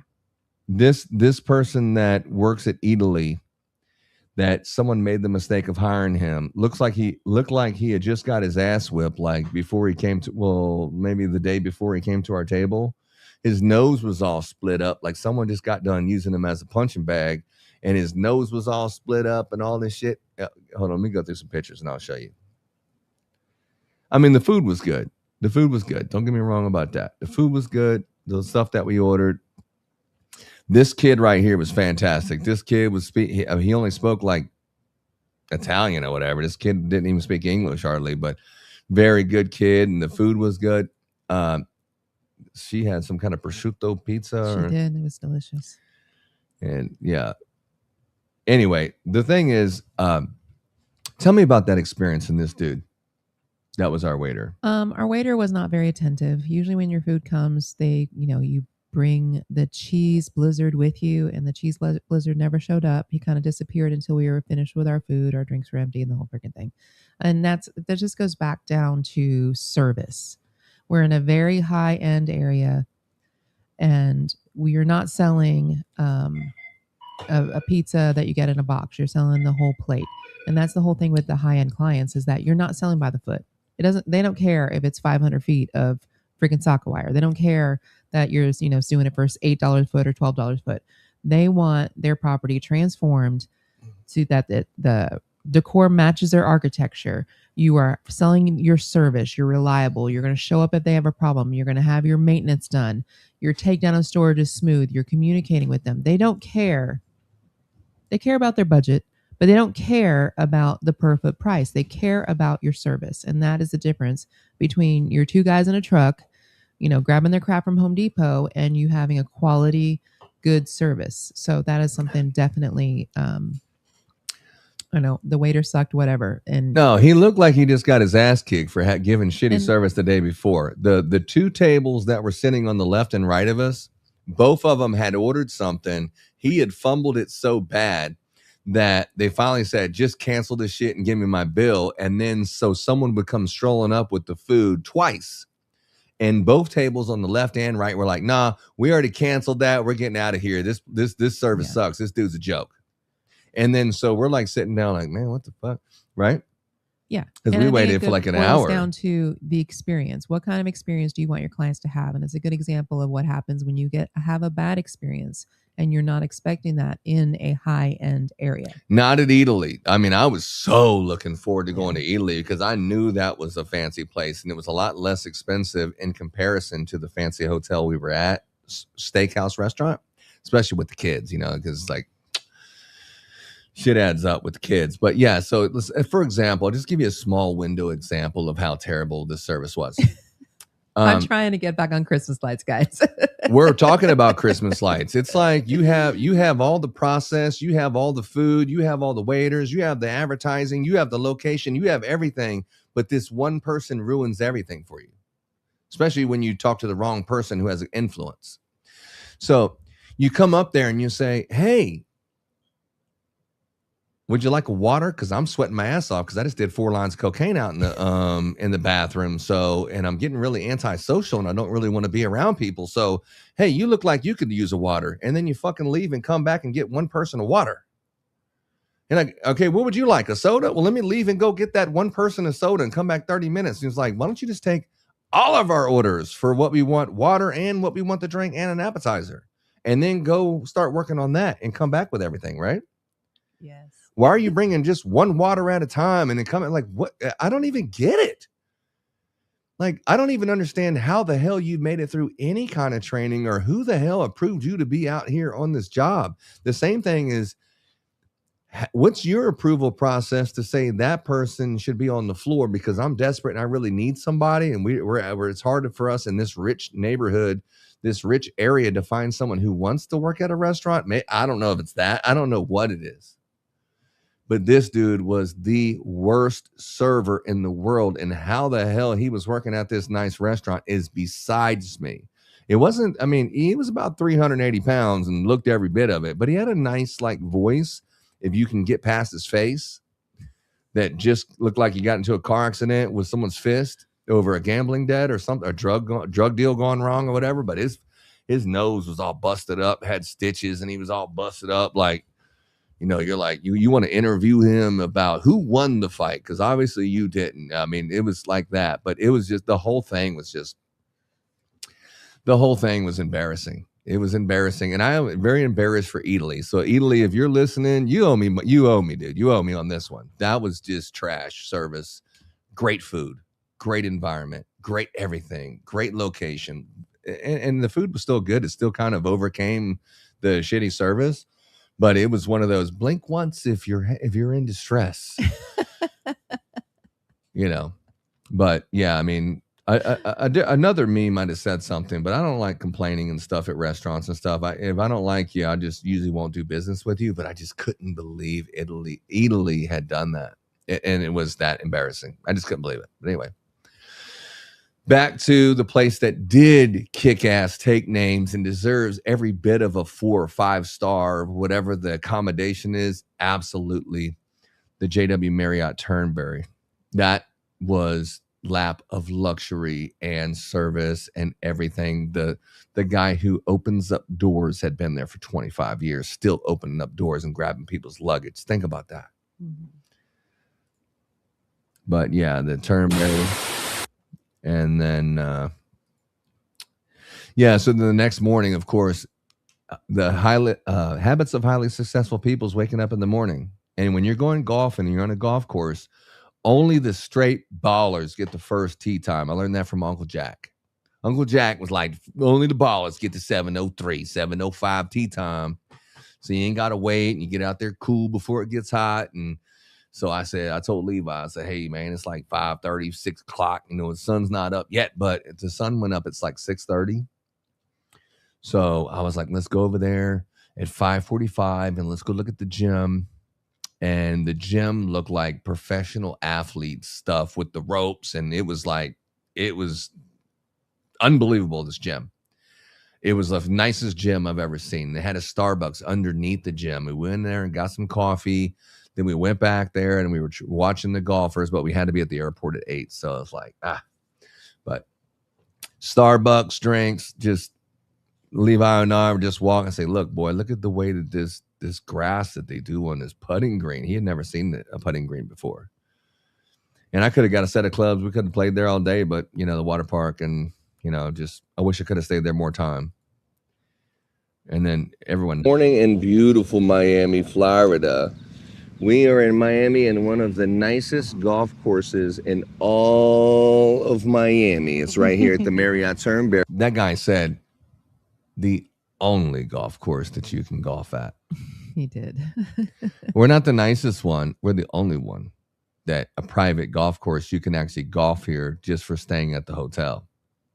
Other than that, no one can even get on any golf courses in Miami. That's what it's like. In Aventura, they have a beautiful water park. I want to talk to you about all this kind of stuff. So make sure you tune in every Wednesday, to the Christmas Light Installers Mastermind podcast at 3 o'clock, baby, because it is finished. What do you think so far, Boo? So far, it's been a great trip. It's been luxurious, to say the least. And if you like some luxury as well, check out the deals on ChristmasContractor.com, where we got our sale going till today. The end of today. Yeah, so you get the point. And then, so we left this beautiful place, and then we went to the airport, and the airport doesn't have a United Lounge. But since we were elevated to some kind of gold, the next level Alliance of something that they said, you know, Ron has been on enough whatever punishment that he now gets to have nice stuff. This Turkish lounge, this Turkish Airlines lounge, Star Alliance Gold. This was very nice. Very nice. I couldn't believe how nice this was. And they let us in there. But they had like a in the bathroom, it was like you can get your prayer station here and you can get your bathroom over there, but it was just super it was a lot nicer than the United Lounge. Different. It was nicer. Yeah, it was just nicer food, nicer setup. Like at the beginning, there wasn't even a bartender. They just had bottles of wine on ice, and you just make whatever you want yourself, right? Yes. We didn't do any of that. I like service, but yeah, it was. Then the bartender finally showed up as we were leaving because it was Sunday or Monday. It was Monday. It was Monday but morning, it was but noon. yeah, the bartender finally showed up about 7 or 9 right before we left. o'clock. Yeah, we boarded right before 11. So right before 11 is when the bartender came in. Very nice. And then of course back on first class seats. That's how Laura rolls in that same 5F. 5F is how she rolls. So that's that. All right. So that was a lot. That was a lot. That was an hour and 45 minutes of vacation talk. You got some tidbits in there though. I'm proud of you. Yeah. Can I talk to you about loyalty? Okay. Can I talk to you about loyalty? Can I talk to you about supporting the show? Yeah, send me a comment. If you're listening, send me a comment. Send me a comment here. Loyalty. Do you remember we have pretty much engaged with every single person who's engaged with us. Listen to what I'm saying to you. The beginning of the season, if you look at Kingdom Radio, and you'll see that we interviewed Mike Wingard. He's like got some coaching something or other, right? Mm-hmm. We interviewed him, and then 3 days later, out of nowhere, we jumped on an airplane and went to Universal Studios and kind of heard his thing and experienced it and went with them and kind of hung out with his little group of people or whatever. And we did that. I mean, on our own dime, right? He was just on the podcast, and that's how we are. You know, we just came out and participated and supported people who supported us. Who's another one? Christmas Expo. Yeah. I said I was never going back to a trade show unless they pay me to be there. Now I'm sticking with that, and that's final answer.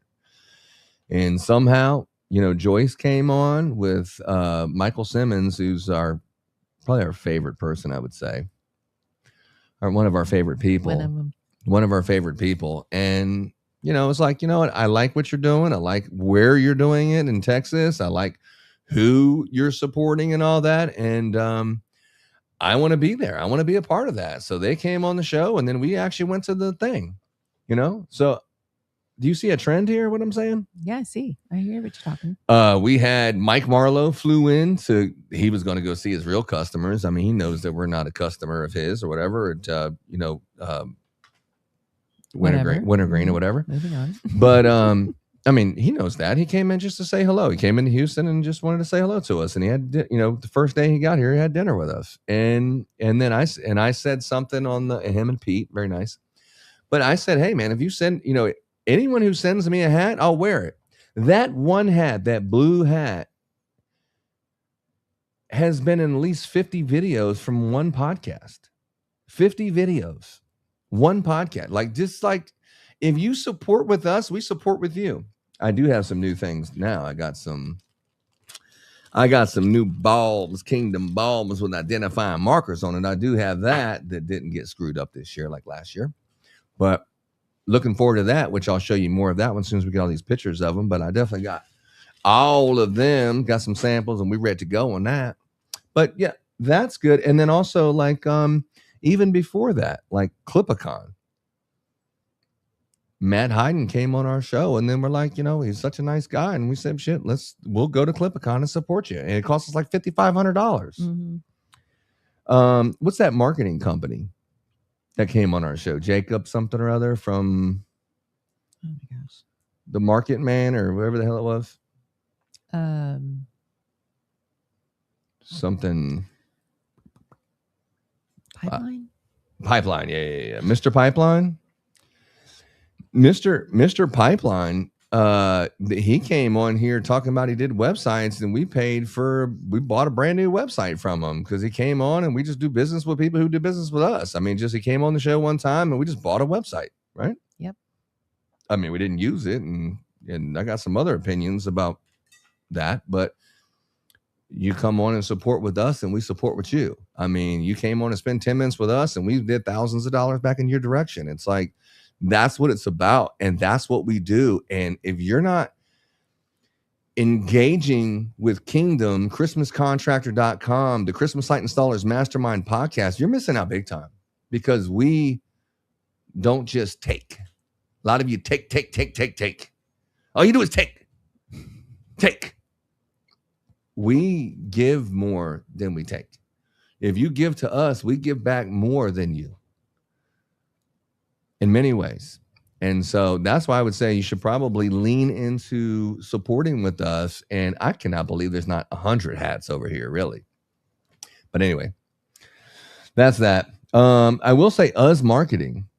Yeah. Uz Marketing sent a message. What's her name? Mel? Mel. She's like, hey, do you think I could post into the Mastermind and tell them that you're a great person and you love us? I'm like, sure. What was this, like when we were on vacation? Yeah. I was like, this is like the second time she asked, like, yeah, sure. I like that. Us marketing. Because we accidentally we took some liberty on some contests with Us Marketing last year, and they kind of halfway gave us permission, but it wasn't really completely in stone. It was said, but it wasn't like confirmed. But yeah, they came in and confirmed in a big way, and they were like, hey, I want to have a contest about 100 yard signs. Is it okay to post? And I'm like, sure. And then sure enough, she's like, hey, happy birthday, you won. And I was like, that's something sounds fishy, but I like it. Yeah. So I won 100 signs, you know what I mean? But the thing is they got the best pricing in the country. They're local right down the street from us, and they'll beat any prices, ship right to you, free shipping or whatever, and beat anyone's price in the country. Great people. And they're right down the street. Us Marketing. We've been using Dirt Cheap Signs for years. And we have an affiliate link with them too. But, you know, you're missing the next part of it is when they're kissing your ass and trying to network with you. And then the more that they network with you, you push back and you network with them. And that's what's going on here. Okay. It's the same thing I try to throw out for the t-shirts, T-Soul or Tank. You know, I'd love to do business with one person and have an exclusive person, but we just can't seem to get there for some reason on t-shirts. But I have a feeling we will. But anyway, what's another one? Holodynamics. The greatest Christmas networking event I've ever been to is the Holodynamics Olympics, period. Yeah. And we spent almost, almost $1 million with them. Mm-hmm. 50 to 500,000, maybe $600,000 with them. Something. We went to the Holodynamics. They're good people, fantastic, just down to earth family people, you know. And, and people they poured into us. It was a free ticket. And it was the greatest thing that we ever been to in the Christmas industry. And so we said, man, it was actually perfect timing for it, in more ways than one. But great time, met great people. And we ended up, doing business together for, a considerable amount of money that exchanged hands in between that relationship. But it all goes from people that are doing good for you. You want to, give seed to the sower. And then people, they do business with us or they support us in some way or invite us or treat us. And we return the favor is what I'm getting at. So send your boy Ron some stuff. I'm getting kind of like I'm needing to feel like a little more love. So get after it. Anyway, what do we got going on right now, babe? Right now in the Christmas season. Oh, this was the banner I think I made. Yeah. Let's see what you made here. Mike Wingard, look at you doing that. Christmas Expo, Mike Marlowe. I mean, this ain't the dude, but whatever. Holodynamics, Clip-a-Con.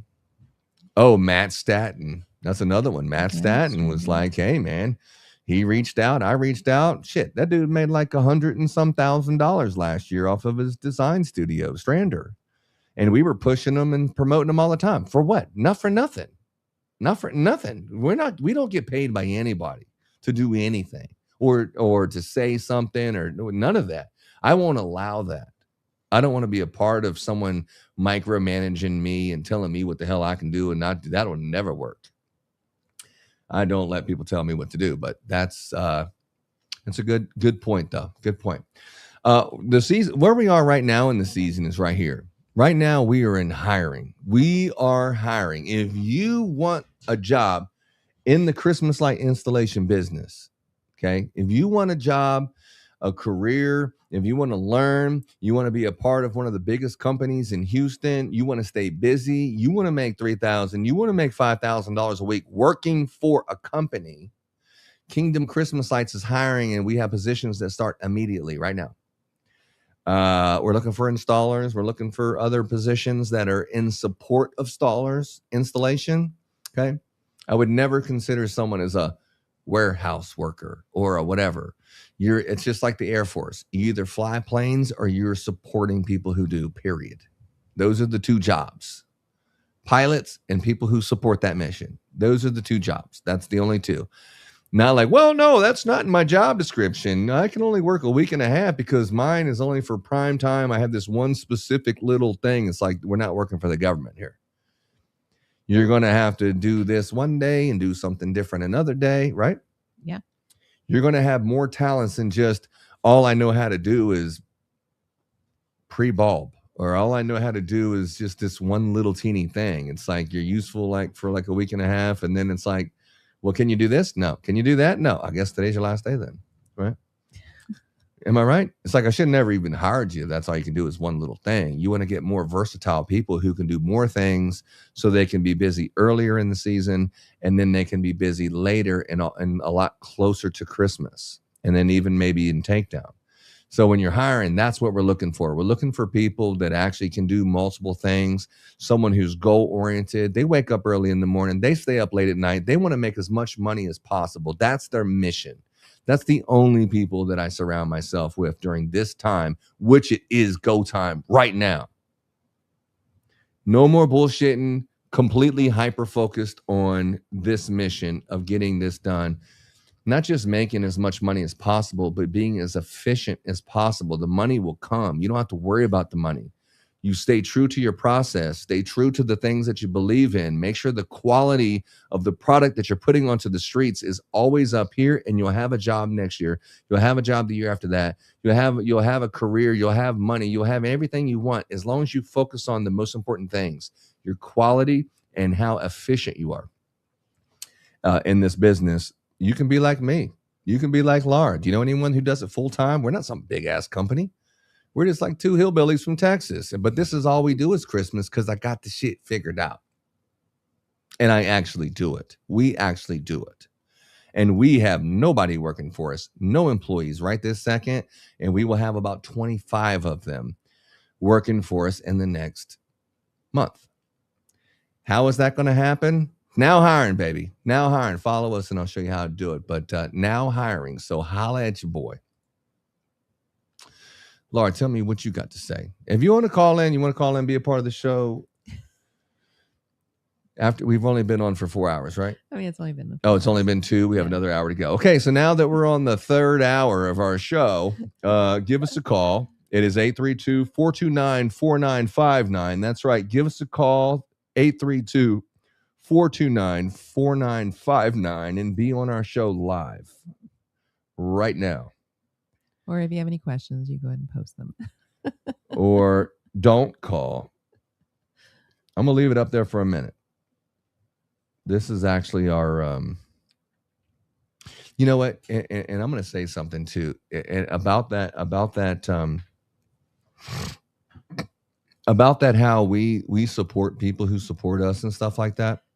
I cannot believe an owner of a Christmas light distribution company in Virginia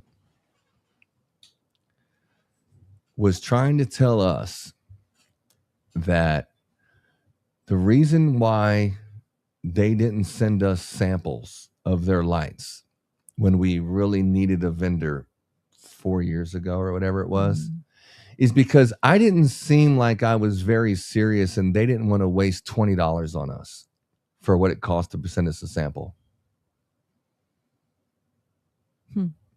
Remember that? Remember that? Do you remember that? No. I remember that. I'll never forget that. We weren't worth fucking $20 to this company.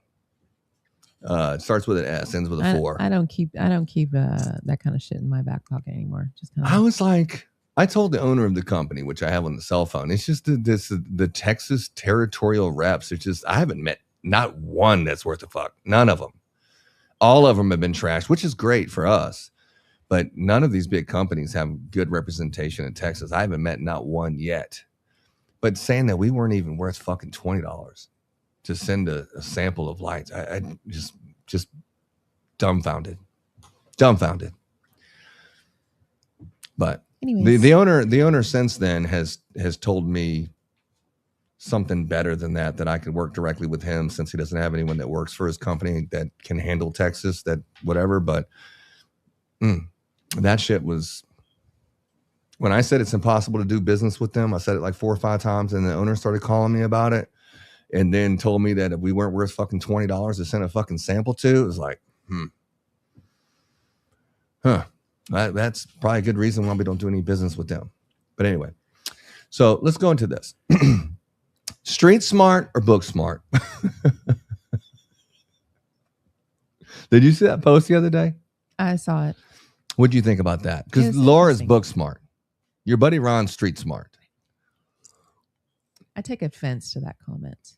You are book smart. You're so smart. I'm both. You are both.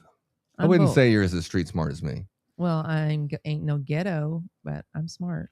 You're very smart. I know how to watch my back when I'm in a situation, but I am book smart. I am smarter than you.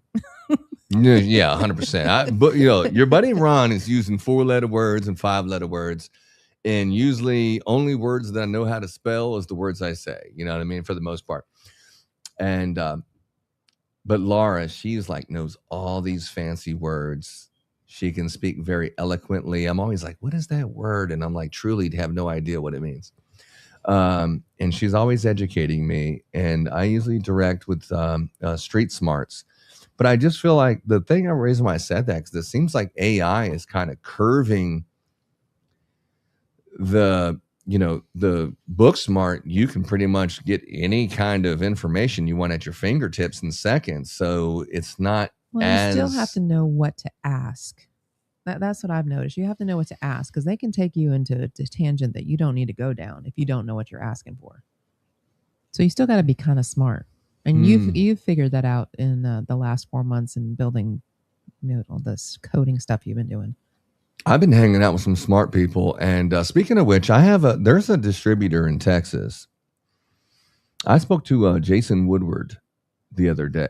He messaged me. A very nice. He has something really coming out next week that he's really excited about, and he was talking to me about it. And I was like, I like that. I like when I engage with people and they engage back. I like that stuff. That's what I'm looking for. That's the kind of synergy that I want, right there.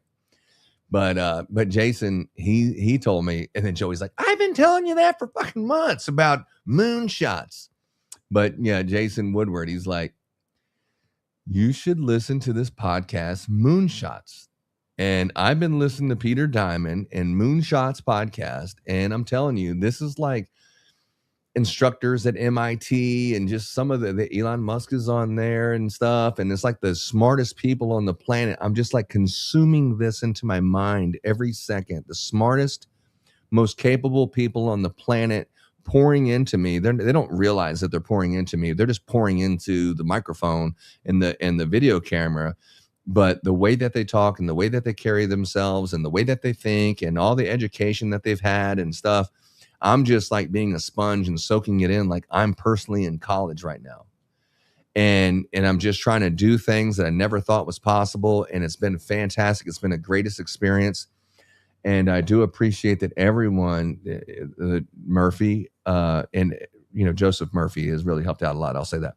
But everyone who's been pouring into us and supporting us and showing us love and stuff like that, it means a lot to me. It means a lot to me. And you'll see that I will engage back with you 100%.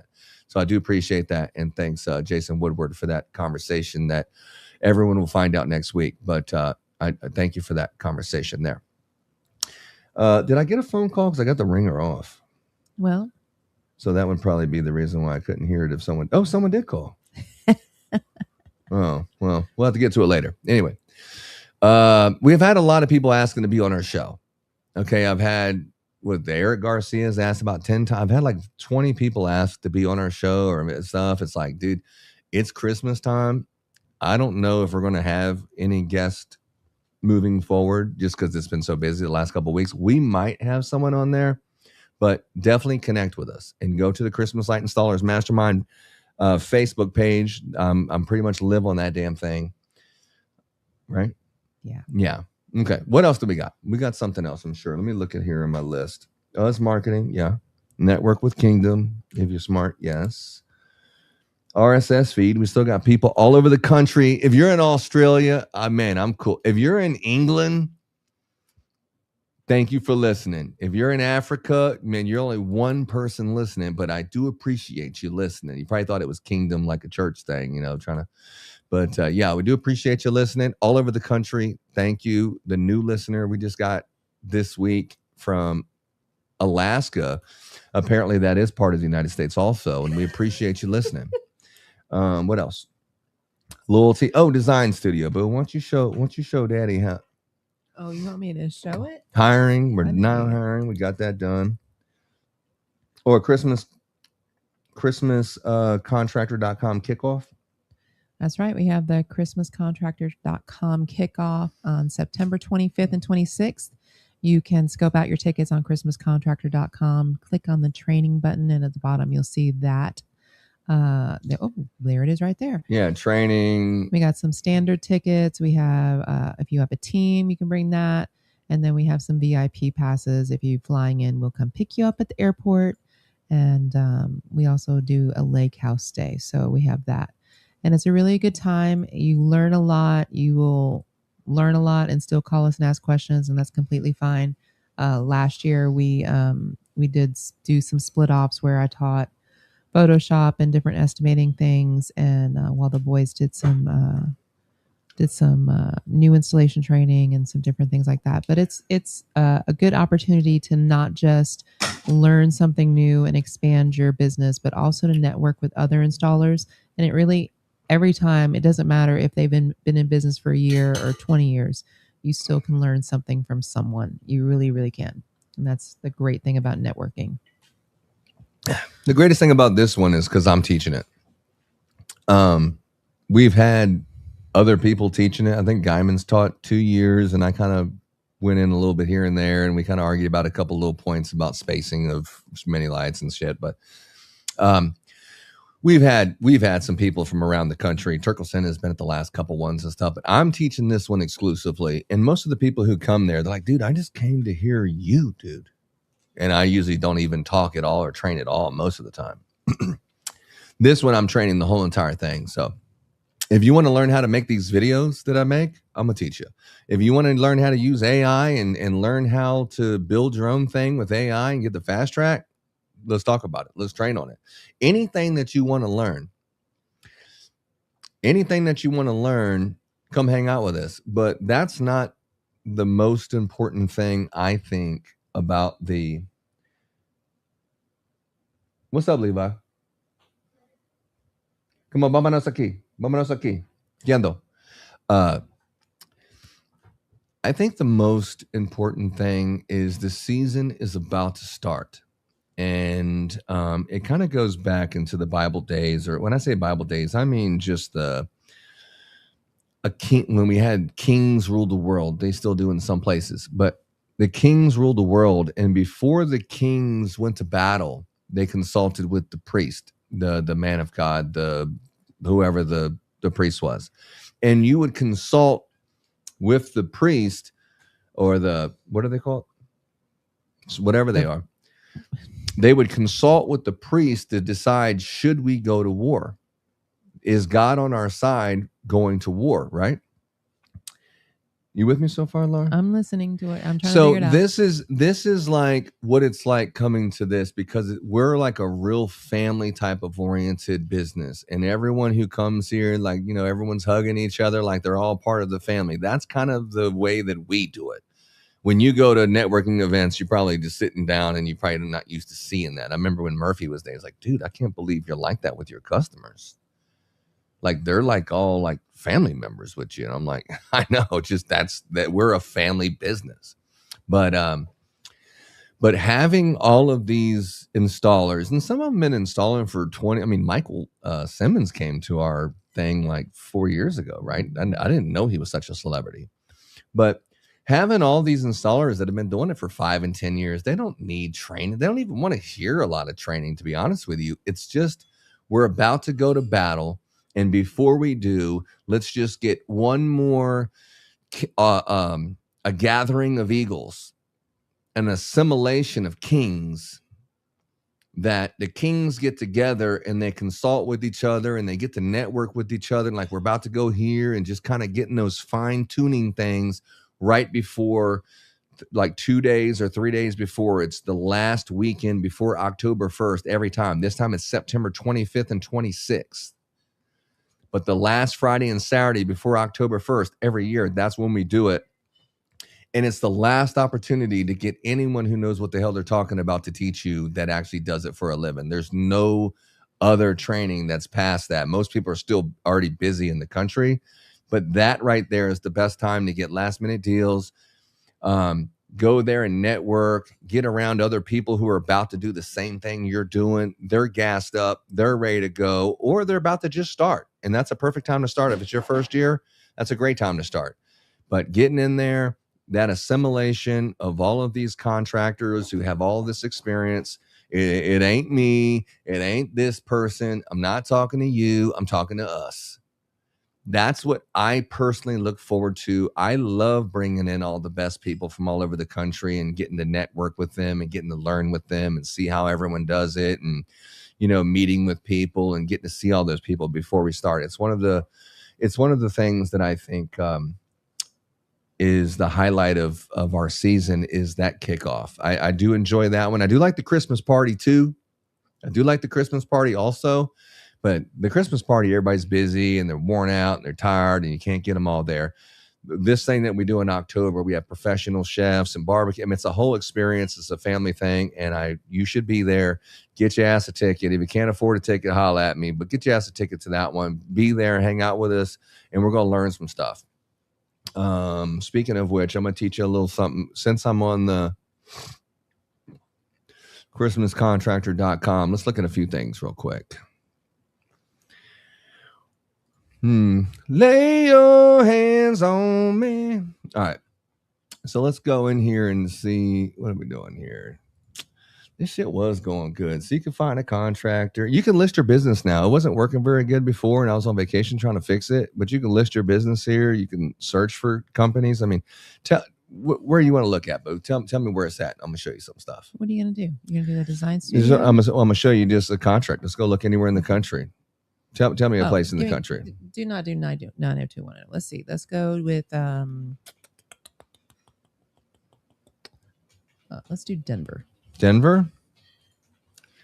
That's Colorado, right? Yeah. Let's see here in Colorado. I'll give you a zip code. 80204. Okay, hold on. Let me go. But look at that. Look at that right there. What is it? 80240? 80204. 80204. All right, so we got Denver Christmas light installers.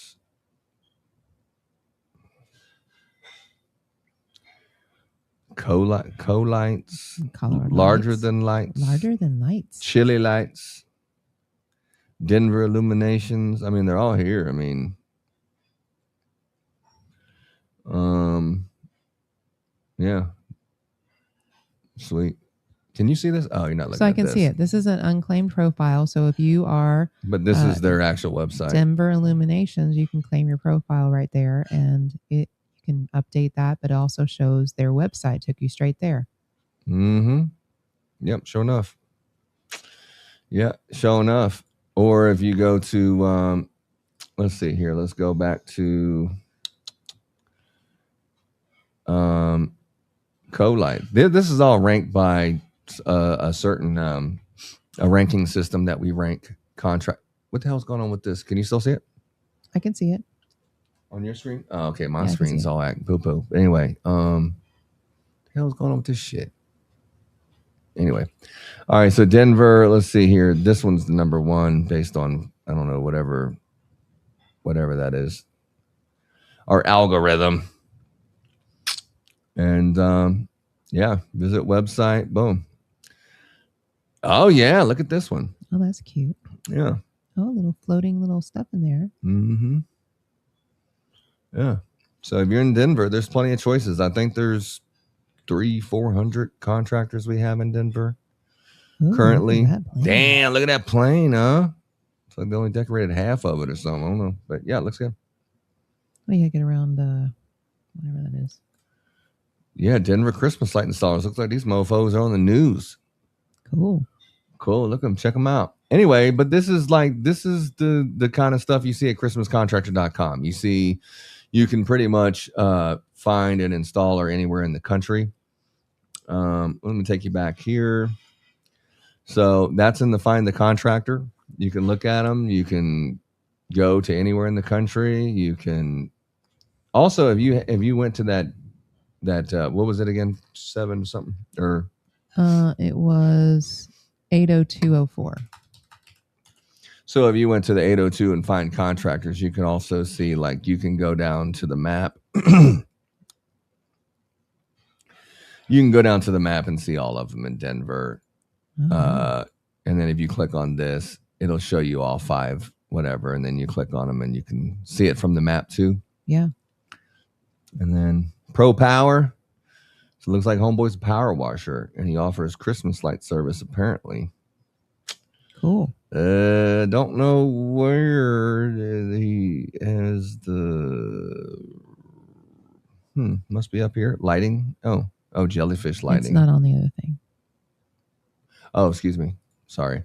This is what I'm looking at. So I guess he's lighting. I guess he only offers permanent lighting. He offers jellyfish. Come on, dog. You can't be offering no jellyfish, bro. You got to be offering Invisilights. Come on now. Anyway, we should kick him off. No, I'm just joking. All right. So anyway, back to this. For some reason, I'm not. Why am I not? I'm not. Somehow, my screen is not working. You got something going on over there. Oh, here we go. I'm back now. I'm back now. I come to release this info. All right. So let's look at Design Studio. So we're not looking at this either, right? So, okay, I'll see what happened here. Somehow I messed up. Did you figure it out? Share screen, Design Studio. Yeah, baby, I got this. I was born free. Are we good now? There it is. Mm-hmm. Yeah, I think something happened with this view, and it just messed up my jump. Let me see. Right here. All right, anyway, back to what I was saying before I was really interrupted with this. So yeah, so if you're a homeowner, you can do the Design Studio, and you can look at like it'll show you the materials that you need, and you can buy the materials and stuff, and you can request an estimate. And if you say I'm in say, what was the zip code you said? 80204. Okay, so if you're on Christmas lights, let's say we're on C9s and we're on Christmas lights, and you're at 80204, it's gonna tell you what you need for your Christmas light display based on this. And here's all the stuff for the red, white, and blue. Here's all the bulbs. Here's everything. You can buy it, or you can request an estimate. And it'll show you the Santa matchup, which is cool. The mine's showing it because I'm here. But if you go to the Contractor version, the Pro version, it's only available on desktop. You can't use a mobile phone to do this. It's not happening. Anyway, so on this one is cool because let me erase all this stuff and I'll show you how easy this is. Anyway, so we don't need this one either, right? Yeah. So this is like you load a picture in here. Check how cool this damn thing is. Mm-hmm. I'm watching. You can go to a street view and give me an address. This is actually my address, so I can put it in here, and then it's right here in the dashboard. You can go over here, and as everyone knows, this is our ChristmasContractor.com. This is what our property looks like. And that's our little warehouse. And you can see the Merry Christmas down there. You can see that Merry Christmas down there. This is just Google Street View. But it's right here in the middle of the Design Studio. And then you're like, okay, this is what I want. This is what I want right here. And so use this view. Draw a door around the box. Bop. And then you're decorating. And then there you go. Boom. There's your scale. And then you're working. Okay. So this is how that's done. You can, obviously you can zoom in more than that. But you can also go to use the demo image. Okay. Okay. And of course that one you've seen me do this one a million times. Okay. So you can do that one. Or you can change the background and just upload a photo. So I'll upload this one I just had. And this is, you got to size it, but you see how there's lines in here on the sides, on the left and right, that shows you the exportable part. All right. And then first thing you do is just draw a line around the door. If you have an oversized door, just do like what a normal door would be. Okay. And that's going to help you with that. And then just like roof line, check this out. I have it on red, white, and blue because I like red, white, and blue, but we can just put it on warm white or whatever you want. So you can go down like this. And then basically you're just, this is all one continuous line. And then if it stops, I stop. That way we can figure out the jumps and the connections. Okay, so we're up, down, all around. And he's holding shift. Just so you know. If you're trying to figure it out like I was doing it earlier, you got to hold shift down to have the one continuous line so it doesn't add up all the lamp cord in the males and females. Mm-hmm.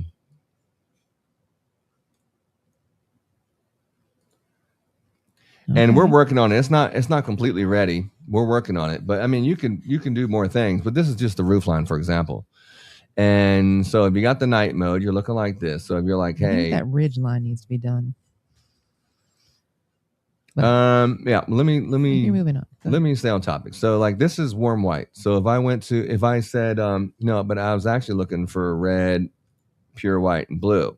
Okay, and then I want 2-2-1-1 combination, and this is a continuous flow. Okay. Okay. So as you start and stop, it stays. As you start and stop, it keeps the same continuous pattern. That's something cool. All right, it can tell you what 15-inch spacing. You see how the different bulbs that you need is 74, 73. You see that? Yeah, I see. But on 12-inch spacing, it's 92 bulbs. Yes. It tells you how much socket wire you need, how many clips. Let's make sure we got the right amount of feet. 271, what do you say here? 10, 20, 30, 40, 50, 60, 70, 80, 90, 100, 110, 120, 130, 140, 150, 170. Would you say it's 271? You think that's high? Go back up. Let me look. 10, 20, 30, 40. Yeah. Would you say that's right? You could. Okay. How much do you think it is? 271. Okay. Your thing said 271. How much do I think it is? Mhm. Footage? Mhm. I think you're close on 271. All right. Well, you can just adjust it anyway, and it'll adjust it. So anyway, so you have that, and this is all the equipment that you'll need: one timer, the extension cords, and everything. You can go over here and you can just view all the stuff. You can buy the materials. It's got everything that you would need, broken down to exactly what you need by the packs or whatever. Mm-hmm. And then you can just add it right to the shopping cart, and then boom, you're right there in the shopping cart with every single thing that's in there: the red, white, and blue, everything, all the bulbs, boom, ready to check out. $534.97. Boom, checkout's on the way. Like, who does that? Who's doing that right now? Nobody. And I'm just getting started on this shit. I know the design studio is not perfect, but it will be perfect, and there'll be nothing like it. And even though you're smarter than me, I'll just outwork your ass. That's just the way it's going to work. I'll just outwork you, period. That's what people who aren't smart have to do. You have to work harder than the people who are. That's the way it works. Anyway, but like, check this out. So if I went over here and I went to permanent lighting, right? Say 36 volt permanent. Okay, as soon as I go to permanent, you see it switch? You seeing that? Yeah. If it was a warm white or a candy cane, then I would have seen the switch a little easier, but that's okay. You don't like this? We can put red in there. We can put red. Relax. We can Calm do down. so this is the we can do the 4-4 or the 5-5 on when it comes to this, but see, as you can see here, this one probably needs a little bit less transparency just because of the glow in this particular version. Each one is different. And this is the actual bulbs. But anyway, so this right here is permanent lighting, right? Okay. Let me get the Espacio. Yeah, so you can change the tracks like this, like however you want it to present it. Okay. Now you can just take go into your, you can send this to the customer. The customer is going to look at it like this, which is going to be in this client estimate view. Okay. The customer is going to look at it like, can you all see that? Yeah. It's just, I don't have the permanent lighting estimate done yet, because if you go to C9s, you can see what C9s look like, but the permanent lighting, I don't have that part done as far as sending the estimate, which it'll probably be done in a couple of days. I'm just, right now, I could care less about it. Permanent lighting. But in the permanent lighting, this red, white, and blue is pretty tight. You can take a screenshot of your snipping tool, Mm-hmm. and you can go to video and you can make a video and just send the customer a video of this right here of their house with permanent lighting on it. But something that's really cool that you can also do is it tells you the permanent lighting that you need. You need one power box. You need the 48 sections of this. You need this as many pucks you need. This is how many extension wire injections. And then you say, okay, well, shit, let me view the cost of this. And then it'll say, here's exactly what you need. Here's the package that you need. You can choose the channel. So you're going to need J channel. You're going to want maybe Cameo off-white or classic cream. All right, and shop this package. And here's the breakdown of all the materials. This is your labor actual footage and all that. It has it all broken down. Shop this package, and then guess what happens? Boom. It's right here in your cart at ChristmasContractor.com. You have your permanent lighting package right in there. You can buy it right now. Boom. Oh. This would be like where you would go into the assets and you would find out where the one that does the applause. I think that one would be this one. Yeah, something like that. That's cool. That's super cool. That's super cool. All right, let me go back here. Who's doing that? Nobody's doing that. But this is how easy it is. And I have one that I'm making for actual homeowners that the homeowners can the homeowners can let me see here. The homeowners can actually go over there and design their own house and then submit an estimate if they have desktop, but it's a branded one. It doesn't say Christmas Contractor. It just says your own Christmas company name. When they click on your company profile, they can design one and send it directly to you. Mm-hmm. That's cool. But yeah, this is the design studio. This right here tells you how many bulbs at this exact scene right here. You're on Christmas Contractor. Oh, I'm sorry. Let me go back here. Sorry. This is the design studio. If you had red, white, and blue, you can see that it's 92 red bulbs, 92 pure one white bulbs, 91 blue bulbs, 302 socket wire, your clips. If you went into yard stakes, or if you said, you know what, let's do a reef. Let's do a mixed noble or a Oregon, and see how the red, white, and blue is in there. Yeah. I mean, it's just, you want purple. I mean, it just adds whatever color you want. You want to, I mean, just however you want it. How do you want it? How do you need going up like a in it? So you want this bow, you want that lit bow or whatever. You just put it in there, and then boom, add the wreath. Red, white, and blue wreath. This looks kind of weird, but you can put it like that. But it'll tell you like boom, and then you come down here, and then what do you think it's going to say? It has your scope of work.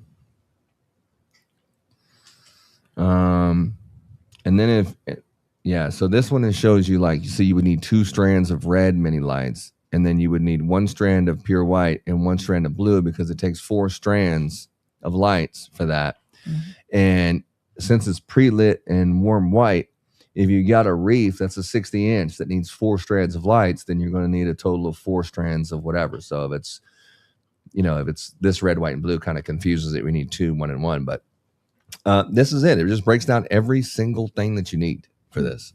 Every single thing, and you can put it all in the cart, including the wreath that is now in there. And it's just a great tool to use. It tracks your inventory. It does everything. It'll be a cool operating system. We're actually working on tenant 0 right now, which is ChristmasContractor.com. But it's very cool. You can do landscape lighting. You can do trees. You can just go down through it. So it's free to use. It's free to use. Anybody who wants to go into a design studio and you want to do this, you want to do the permanent lighting, you want to check it out, understand that I'm still working on it. Okay. And today we're going to make a lot of progress. This is for the first time I've even had time to go through it, but just understand that I'm making some progress on it. And we're working on it. But if you have something, I mean, you can use it for free. It's so cool. And then this is something maybe you would put at the bottom of your customer. And then you can export the screen, download the design image. It'll tell you, hey, do you want to see? Can you see that? I can't see shit. You can save it how you want to. You can, whatever you want to save it. And then boom. Yeah, it's not moving. So whatever you're doing, maybe it's because it's scrolled down. And that's all good. It's showing you a different screen. It's only showing you another screen, but it saved it to it. And then you can send it right to a customer. And it's saved right there, and I can send that to a customer. And the great thing about these is if you look at the talent installer one, yeah, that's something that only I can see. Yeah, that's only I can see. But if you looked at this is the admin view, so y'all can't see all that. But if you look at the estimate, let me show you something cool.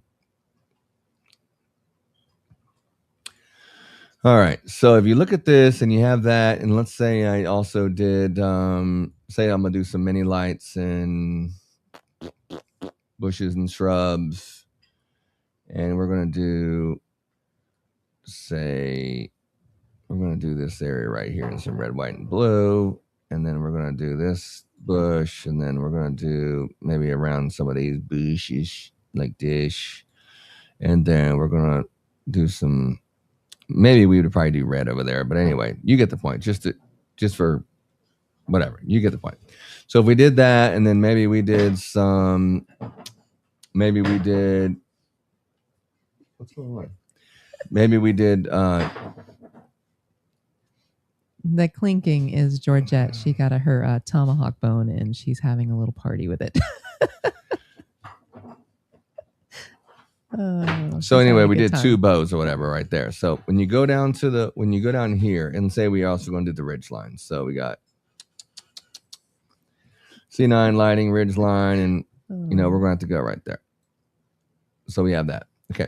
As you're doing this, if you had the customer on the phone, as you're doing this, they can see this as you do it, and you can share this with them. Let me go down to say this is recommended or optional. Let me say the ridge line's optional.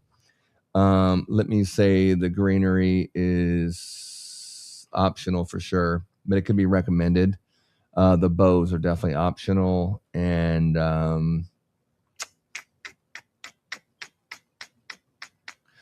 on these mini lights that I did here, what the hell's going on here?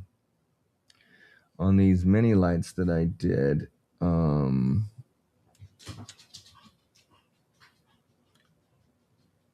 never added those to the scope. Okay.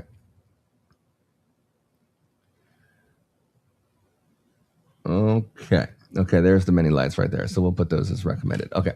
Or maybe optional. Either way, when you go to the view of what the client can see, like I said, I'm still working on this shit, but the client view, what is all this crap? Okay. So like you're looking at a holiday estimate, and then here you can say, okay, so this is the estimate, and it's $23.86. But if I did the ridge line, it would look like this, but that adds this to the price. You see what I'm saying? So you're in the client view, and they can click that and add or remove it. They can see it. Like if I'm designing it, I can show you 2 screens. If I'm designing this, they can see this as I design it. It's a fully interactive design studio. Got it. And then they're looking at this, and they can say, well, what is it without the bushes? Or what is it with or without the wreath? Or what if I added, these bows, or you can actually see it. So as you approve the estimate, this is Major League. As you approve the estimate,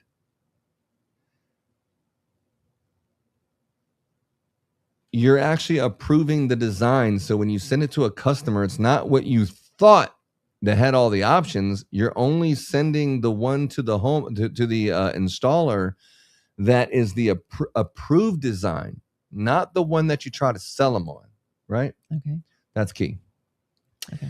And then you can go down here and you can see each one that's in the base, and you can change it from here. But the reason why it's here is interactive. Another thing you can do is you say, here's what Ron said, but how about I just do warm white?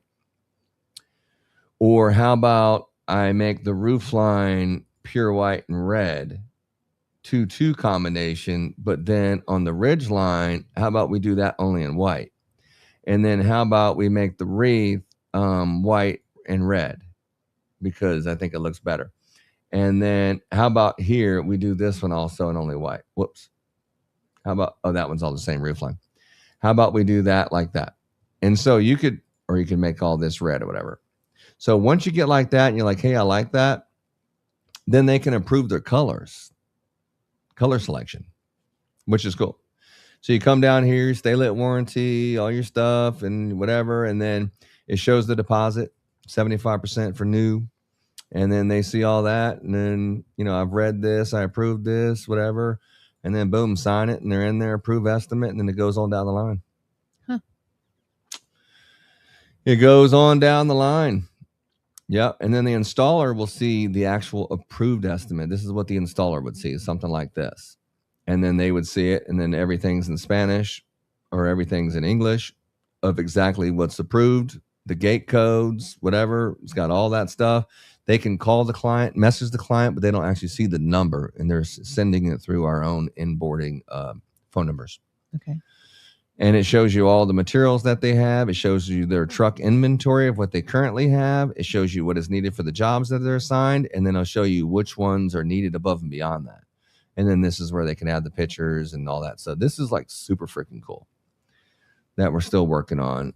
The warehouse person, what crews have what and which one can be assigned and all the inventory. It's like all there, dude. It's just a couple little connections and we're there. But anyway, that's that. I like the thing I like that's cool about this one is it, you can show like you want a 10% discount, whatever. I always do new is 75%, returning is that. But anyway, but you can see here because it has based on our pay plan, it shows you all this, what the install is, what the takedown is based on our pay plan. So this right here would be $495.45. If I added this other stuff to it, it would be different. But this is actually not. See, it would it would change as you change through these things. But so it's $495.45 in labor. You're charging the material cost is $11.13. If you want to buy them at ChristmasContractor.com, you can buy them. And it was cheaper yesterday or 2 days ago, but now there's different. Now it's the regular prices until we move them. But it shows you that the total job cost is $1,600. You're charging $23.86, so you're going to make $776.97, and your profit margin is 32.6%. And this is all based on what? This is based on. I can do multiple sections in here, but you guys can use one. But we'll get there soon. And you guys have the homeowner view, so it's the same thing. I just have the admin view, so I can do it easier. Anyway, but if you look at your pricing. So you can say, okay, well, I'm charging $6 a foot or $8 a foot on 2-story or $6 a foot on ridgeline or $6 a foot on ground stakes or, whatever number, 5.5 or just, 5.5 or whatever you're charging. I mean, if you want to do $30 a foot for permanent lighting or just whatever, you can put your own pricing in there, so it just does all your pricing for you. How much you charge per strand, how much you charge per wreath, how much the bows are, how much everything is.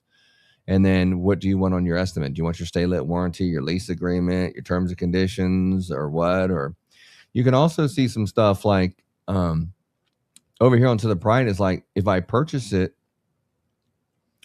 versus if I lease it. You saying that if you purchase it, you need to add tax. So there's $98.42 of tax. But if you're leasing it, you're not actually, it's all labor, right? So you don't actually charge tax. Right. But it has it all down there. And at the end of the day, it'll show you if you use 15-inch spacing versus 12 over the course of like 50 customers, you'll be able to see the difference of what you would have made or how much you're leasing it. And then we have a value that all of your Christmas light materials are half the value next year than they are this year. And they're half the value the year after that. So if you have a product that is 3 years old and it's usually $1, it's only worth 25 cents now. Because it was worth second year, it's only worth 50 cents. If it was worth $1, now it's worth 50 cents. And then the third year it's worth 25 cents. And then the fourth year.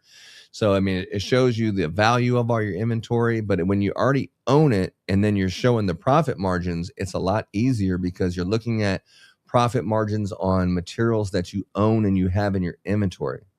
The only thing new you have to buy is maybe the bow or maybe something else. And so for me and you, maybe it'll be different because you can tailor it to the true cost that you own these things. Or if it's last year's asset, you can get a full valuation of all your assets. And it's everything right here. And by the end of 2027, this son of a bitch is going to be kicking ass. I'm kind of running out of time right now to make it. But I promise you, it will be better than anyone else who has anything that's remotely close to a design studio and all that kind of stuff. It will blow all that shit out of the water, guaranteed. And I will not stop until I get there. And that's the only thing I can assure you is I just won't quit. Like a cockroach, I just won't go away. I just won't go away. Sorry. I wasn't born like that, and we ain't rolling like that. Anyways. Anywho, I don't know what's up with this. I don't know what's up with it. You look at my screen. I see that. It's just like, I don't know what's up with this shit. It's because what Scott said. What'd Scott say? Scott said, if he showed me how it worked, Ron would be out of a job. Who? Scott. Where's that at? It's in the comments. Oh. Yeah, no kidding. No kidding. Yeah. What's up, Scott?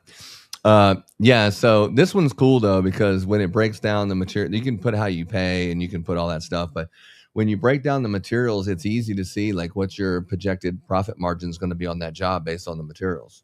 I mean, you can just see it so clearly, and it does the estimate. So anyway, that's that with the design studio. What else we got? We got anything else? I think that's it. All right, Laura, tell us the business. Tell you the business. So what is today's date? We're in August. Yeah. We're in August. We have some of us are installing in just a couple of weeks. Other of us are installing in a couple of weeks after that. And it's not too late to get started. So get your training. Figure out what you're gonna do. Get your training lined up. If you don't know how to do it, there's plenty of people out there. There are so many Facebook groups. It's not even funny. And there's so many YouTube videos. You can teach yourself. You don't want to pay for it. You can teach yourself online for free. ChatGPT knows a lot. It doesn't. No. ChatGPT knows a lot, because I do have some questions from the audience before we get off. Because it hasn't been 3 hours yet. I have turned to the dark side. I have attached my ChatGPT to my work stuff. I now have it at my desk.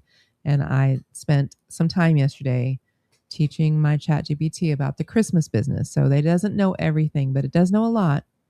But I've had to explain different things to it, like what kind of wire we use, what kind of bulbs they are, and that kind of thing. So it is not fail-safe. Your ChatGPT is not going to teach you how to do Christmas lights. Or, it might be a little bit book smart, but it's not street smart. So, but there's definitely YouTube Don't videos. talk about my ChatGPT like that. There's definitely YouTube videos. If you know where Kingdom Christmas Lights YouTube videos are, there is free training videos on there that we did a few years ago, and then they're even in Spanish too. So, get you out there, get yourself trained, figure out what you're doing, start marketing your business. You do not have to go door knock. You don't have to use door hangers. Yard signs are really great. Facebook marketplaces are really, really great. Get your name out there and start doing it. All you got to do is one. You can always do your own house and use that for your marketing photos. Yeah. Or do a house that's in a nice neighborhood if you don't live in one. Or do your mama's house, or do your grandmama's house, or your aunt's house, or your sister's house, and then take pictures. And then you can always move those lights to somebody else's house. Put them on, take them off. Put them on, take them off. Yeah. Put them on, take them off. Put And them on, take them practice. off. And then do it like 5 times. Yeah. All right. Anyway, Jessica Morales from Tampa, Florida says, if you were starting a Christmas light installation company today with only $1,000, what would you spend the money on first? Well, you can get a website for free. Oh, shit, You I gotta can get maybe some yard signs. I would get some yard signs. That's what I would put some money into. I would also put my money into, if you don't have a laptop or whatever, I would get something to do your estimates on. It's very difficult to do them on the phone, even though I do know a few people that do. You don't really necessarily have to have company shirts, but that would be nice if you had a couple t-shirts, $1,000. We started with nothing. We screen printed. If the guys didn't have, we just buy red shirts at first, and then we started screen printing. I kind of learned how to do that. I was going to put a magic marker and just draw on there. We did not do Kingdom. that. We did not get no, we didn't like do that. Yeah. We did the screen printing though. Yeah, we did the screen printing. We bought like a $50 Cricut or something like that. My mom had a Cricut machine, and all I had to do was buy the vinyl. And so I remember when we also had some kind of cheap ass embroidery machine that we thought like $60 was a good value for an embroidery machine. And then we put that first cheap ass shirt in there, and then it was supposed to be Kingdom, but the KING got stuck in the machine. It just said dumb. And it was like, oh, well, I guess that didn't work out very good. We still have those shirts, and we still wear them in memory of how we started, so we don't forget where we came from. Yeah, Jessica, I would say anywhere that you can list your business for free, and I don't care what it is, there's really not a bad one at first. Any kind of Facebook group, Facebook, Yelp, Nextdoor,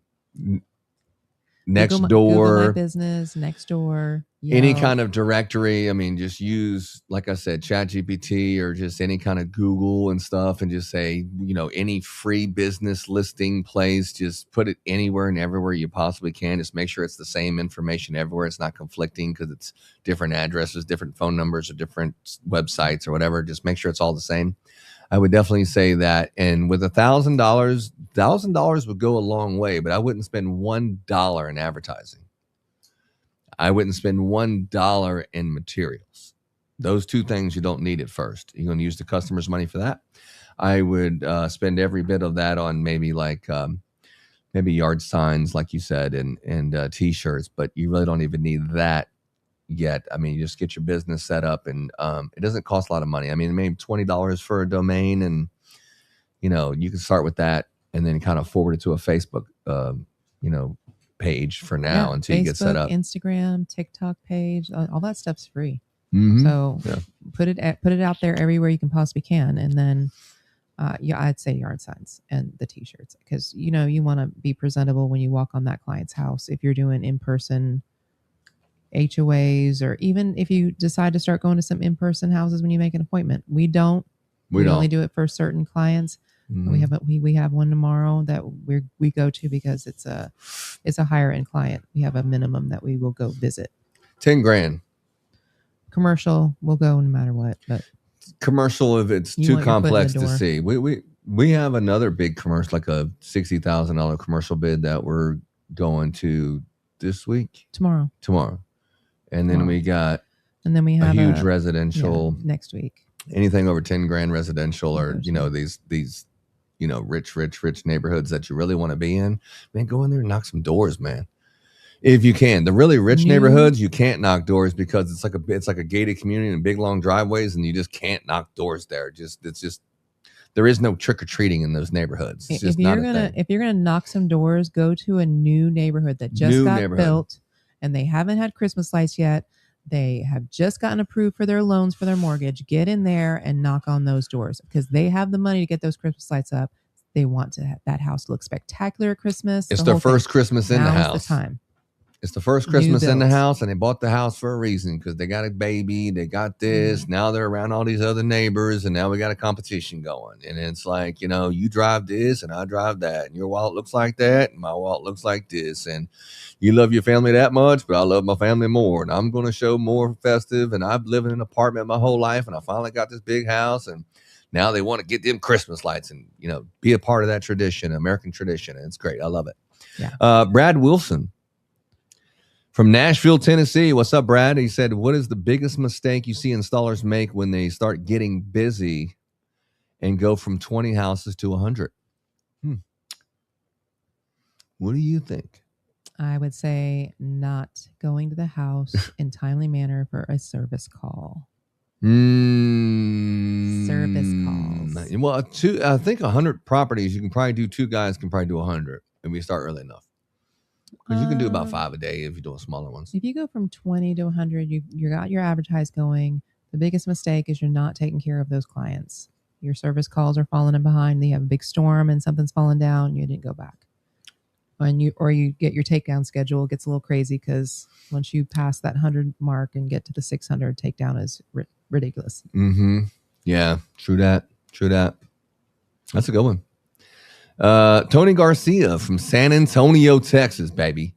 What percentage of installation companies' revenue do you think should eventually come from commercial Christmas lighting versus residential? I think it depends on what kind of company you want to be. Yeah. I know we've seen some companies, they started out and they only did commercial from the beginning. Remember we met them dudes on that shark trip? Mm-hmm. And they had huge commercial companies, and that's all they do is commercial. I'm like, oh, you started out like that? He's like, you have to know what you're doing with commercial estimates. Commercial estimates are a completely different animal than the residential estimates. Mm-hmm. You have your terms, your insurance. It's a totally different animal. So,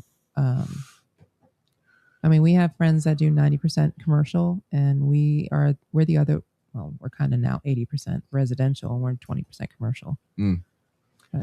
I have here's the question from Amanda Carter from Houston, Texas. You ever heard of that? Yeah, I've heard of Houston. Yeah. She said, this is a question for Laura. What was your favorite spot on the entire trip? Miami, San Juan, St. Thomas, or St. Martin, and why? That's a good question. St. Martin.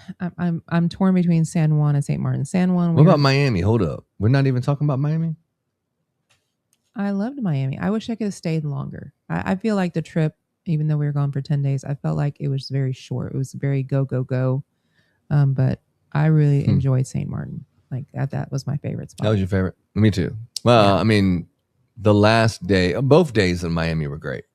But yeah, St. Martin, as far as the Virgin Islands, the St. Martin was definitely like, I would fly into St. Martin and then island hop from there. That was the way it was set up. And I think that's what I would do. But St. Martin was definitely the best. It was the nicest too. Let's see here. Jason Miller from Columbus, Ohio. What's up, Jason? If someone calls in October wanting Christmas lights but says your price is twice what the neighborhood handyman charges, how do you explain the difference without sounding defensive? That's a good one. I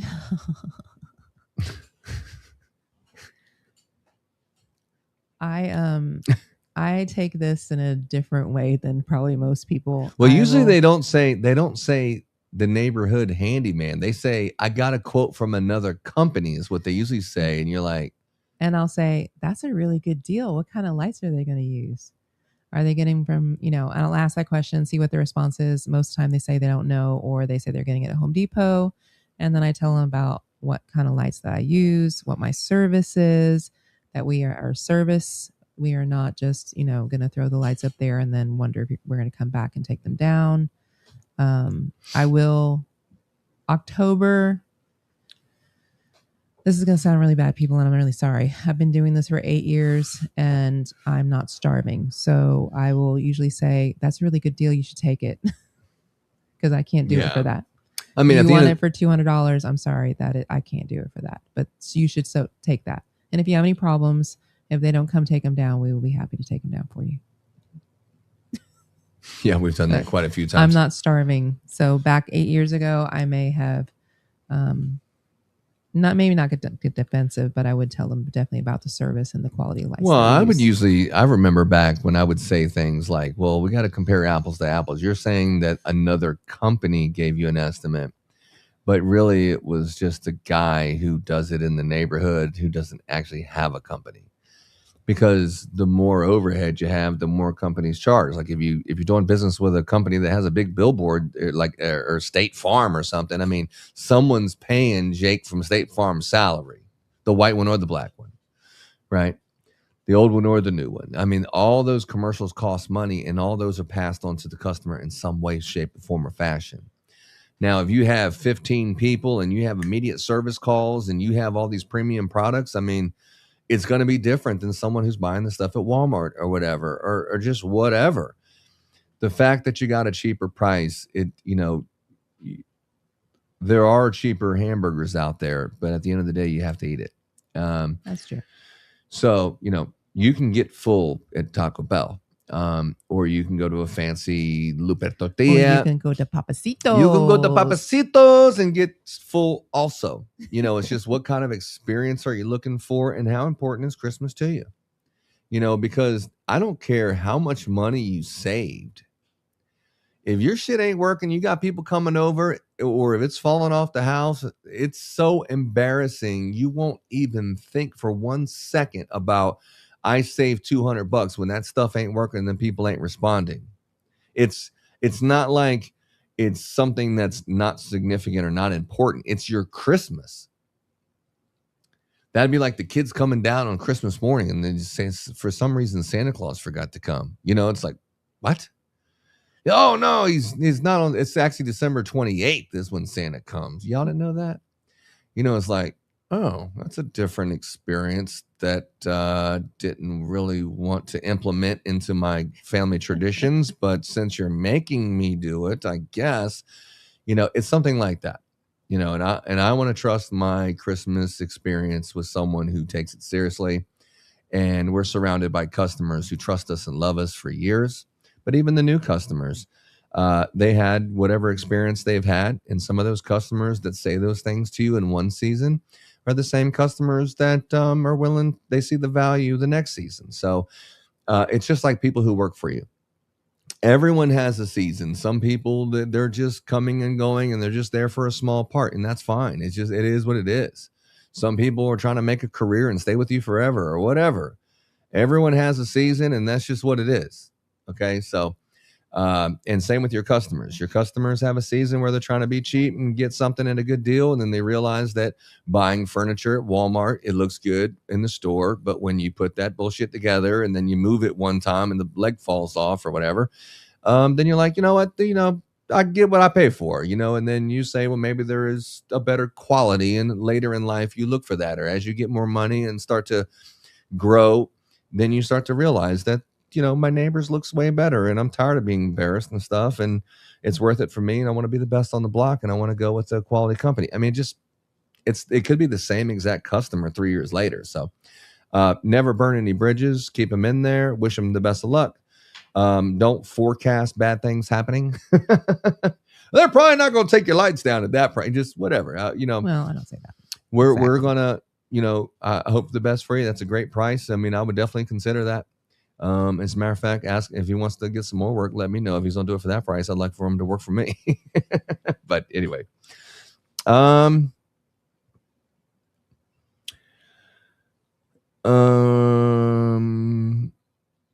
Laura, Sarah Mitchell from Atlanta, Georgia. I don't know if I like this homegirl, but it says, Laura, what is the one thing Ron does on vacation that makes you say you're supposed to be on vacation? On this 10-day vacation, so we only buy one internet package, and then we share. We don't share it. I use it, and every now and then she needs to and borrow every it. once in a while I go to get it, and every single time, oh no, wait a second, I just need a couple more minutes, and then I would get it for like 2 minutes maybe, and that's literally because our daughter's birthdays and all this little stuff's happening, and I want to wish them happy birthday on their freaking birthday. Are you done yet? So Ron spent our entire vacation coding and working on the website. Shitty question, Sarah. So shitty question. What was the question again? Say that question one more time. What was the question exactly? Laura, what is the one thing Ron does on vacation that makes you say you're supposed to be on vacation? Yeah. Ron is not on vacation. He's still working, and he's still, I noticed, I have not been on Facebook. I noticed today of all the Facebooking things that he did while we were on vacation, and he doesn't really take vacation. He still works. And then when he get home for vacation, he hits the ground running, and he's still working. So hey, man, not taking a break. He doesn't take a break. No. Unless he starts drinking too many drinks at the United Club and on the airplane, and then I take a break. And that's kind of a break, but we still do videos, which, you may or may not get to see, which he should show one of his. A few of them. He showed a few of those, but. Yeah. Well, I mean, at the end of the day, we're a working family. Yeah. We're all in this together. We all work together. That's the way it works with our family. That's the way it works. Anyway, but yeah, great question, Sarah, sort of. Okay. And then let's take one more.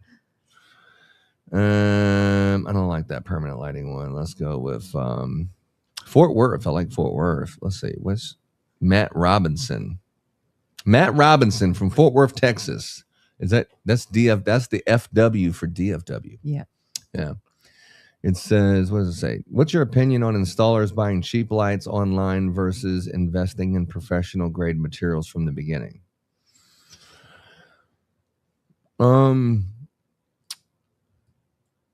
I would say that we all start from a different spot. You may not have the money to buy, or you might not be charging enough to buy the higher quality stuff, and you go with a cheaper product. And if you're selling it, then you're selling your client a cheap crap. And what am I trying to say here? You're trying to say that if you're buying it online, it's more than likely a commercial grade product. I mean, it could be. It's the ones you buy from Walmart.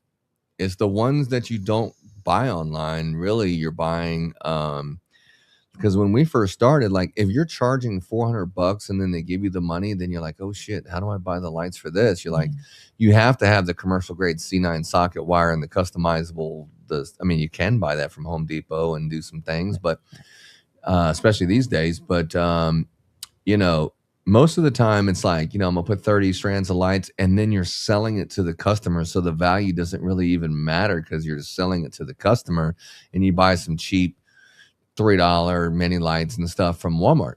And we did that when we first started, and you realize that you're only screwing yourself, even if you're selling it to the customer, because they're coming back next year, and then you're like, oh, I can't install those. And then you got to replace stuff, and you want to charge them to replace it. And then every time it rains, the damn lights don't work and stuff like that. And then you're like, oh my God, how much was it for? But when you don't have money, you kind of force yourself into that situation. If you don't charge enough, you don't leave yourself with enough money to even buy commercial grade products because you didn't charge enough. And it's not even that you didn't charge enough. It's you have to buy them by the case or by the spool or, buy these packs so that only come in the minimum quantity is this or that. And so if you have 150 feet, they don't just sell 150 feet most places. You have to buy a whole bunch. So unless you have a bunch of customers that you can buy in quantity and then break it off in, individual, it's very tough to do that. For these handyman kind of guys. And then you're kind of forced to buy these smaller packages because you don't have a lot of customers. And that's kind of how it starts in the wrong direction. But you get your feet wet, you get to go up on the roof, and you get to get a little bit of stuff going, but you have to change your company name every year, or something. Yeah. We don't call the online stuff so much the cheap stuff. No, online's usually good stuff. The Lowe's, the Walmart is the cheap stuff. Yeah. But online, you can find some decent quality stuff. Box store, they call it. Jason calls it box store. So if Jason Woodward calls them box store stuff, well, that's what we call it. Yeah. There is some cheap commercial stuff that's not going to last. And if you're leasing it and that's your product, you're going to be replacing it next year when you're trying to charge, certain pricing or whatever. So you just got to watch who you buy it from. There's plenty of good quality stuff, and there's some very cheap quality stuff. And I don't want to name names. Cheap. Yeah, we don't want to name any cheap ass names. Okay, so Rachel Simmons from St. Louis, Missouri. We've been to St. Louis, Missouri, right? Yes. Isn't that where Trans World is? Yes, it is.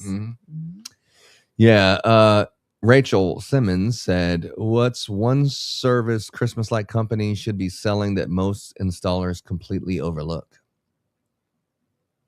Greenery. Yeah, absolutely. I cannot toot the greenery horn enough. Greenery is a very, very high profit margin, and it looks beautiful and luxurious and all those things, but greenery is a gigantic profit. It's amazing. When people want to take their wreath off for the next year, I get very upset with them because I make money off of that. My garland. Wreaths and greenery. Just wreaths, greenery, that kind of stuff. That's definitely something that you should be selling as far as a service. If you have a big customer that has multiple, like 20 trees and stuff, you're going back there fixing that shit. I don't care how great of a job you did. If it's in a public space, there's always going to be a problem. Someone tripped on it. Someone mowed over something. Squirrel. You're just going to be back there every week. Okay. So I would say those scheduled maintenance package. So let's say we install it, say October, the first week of October. Okay.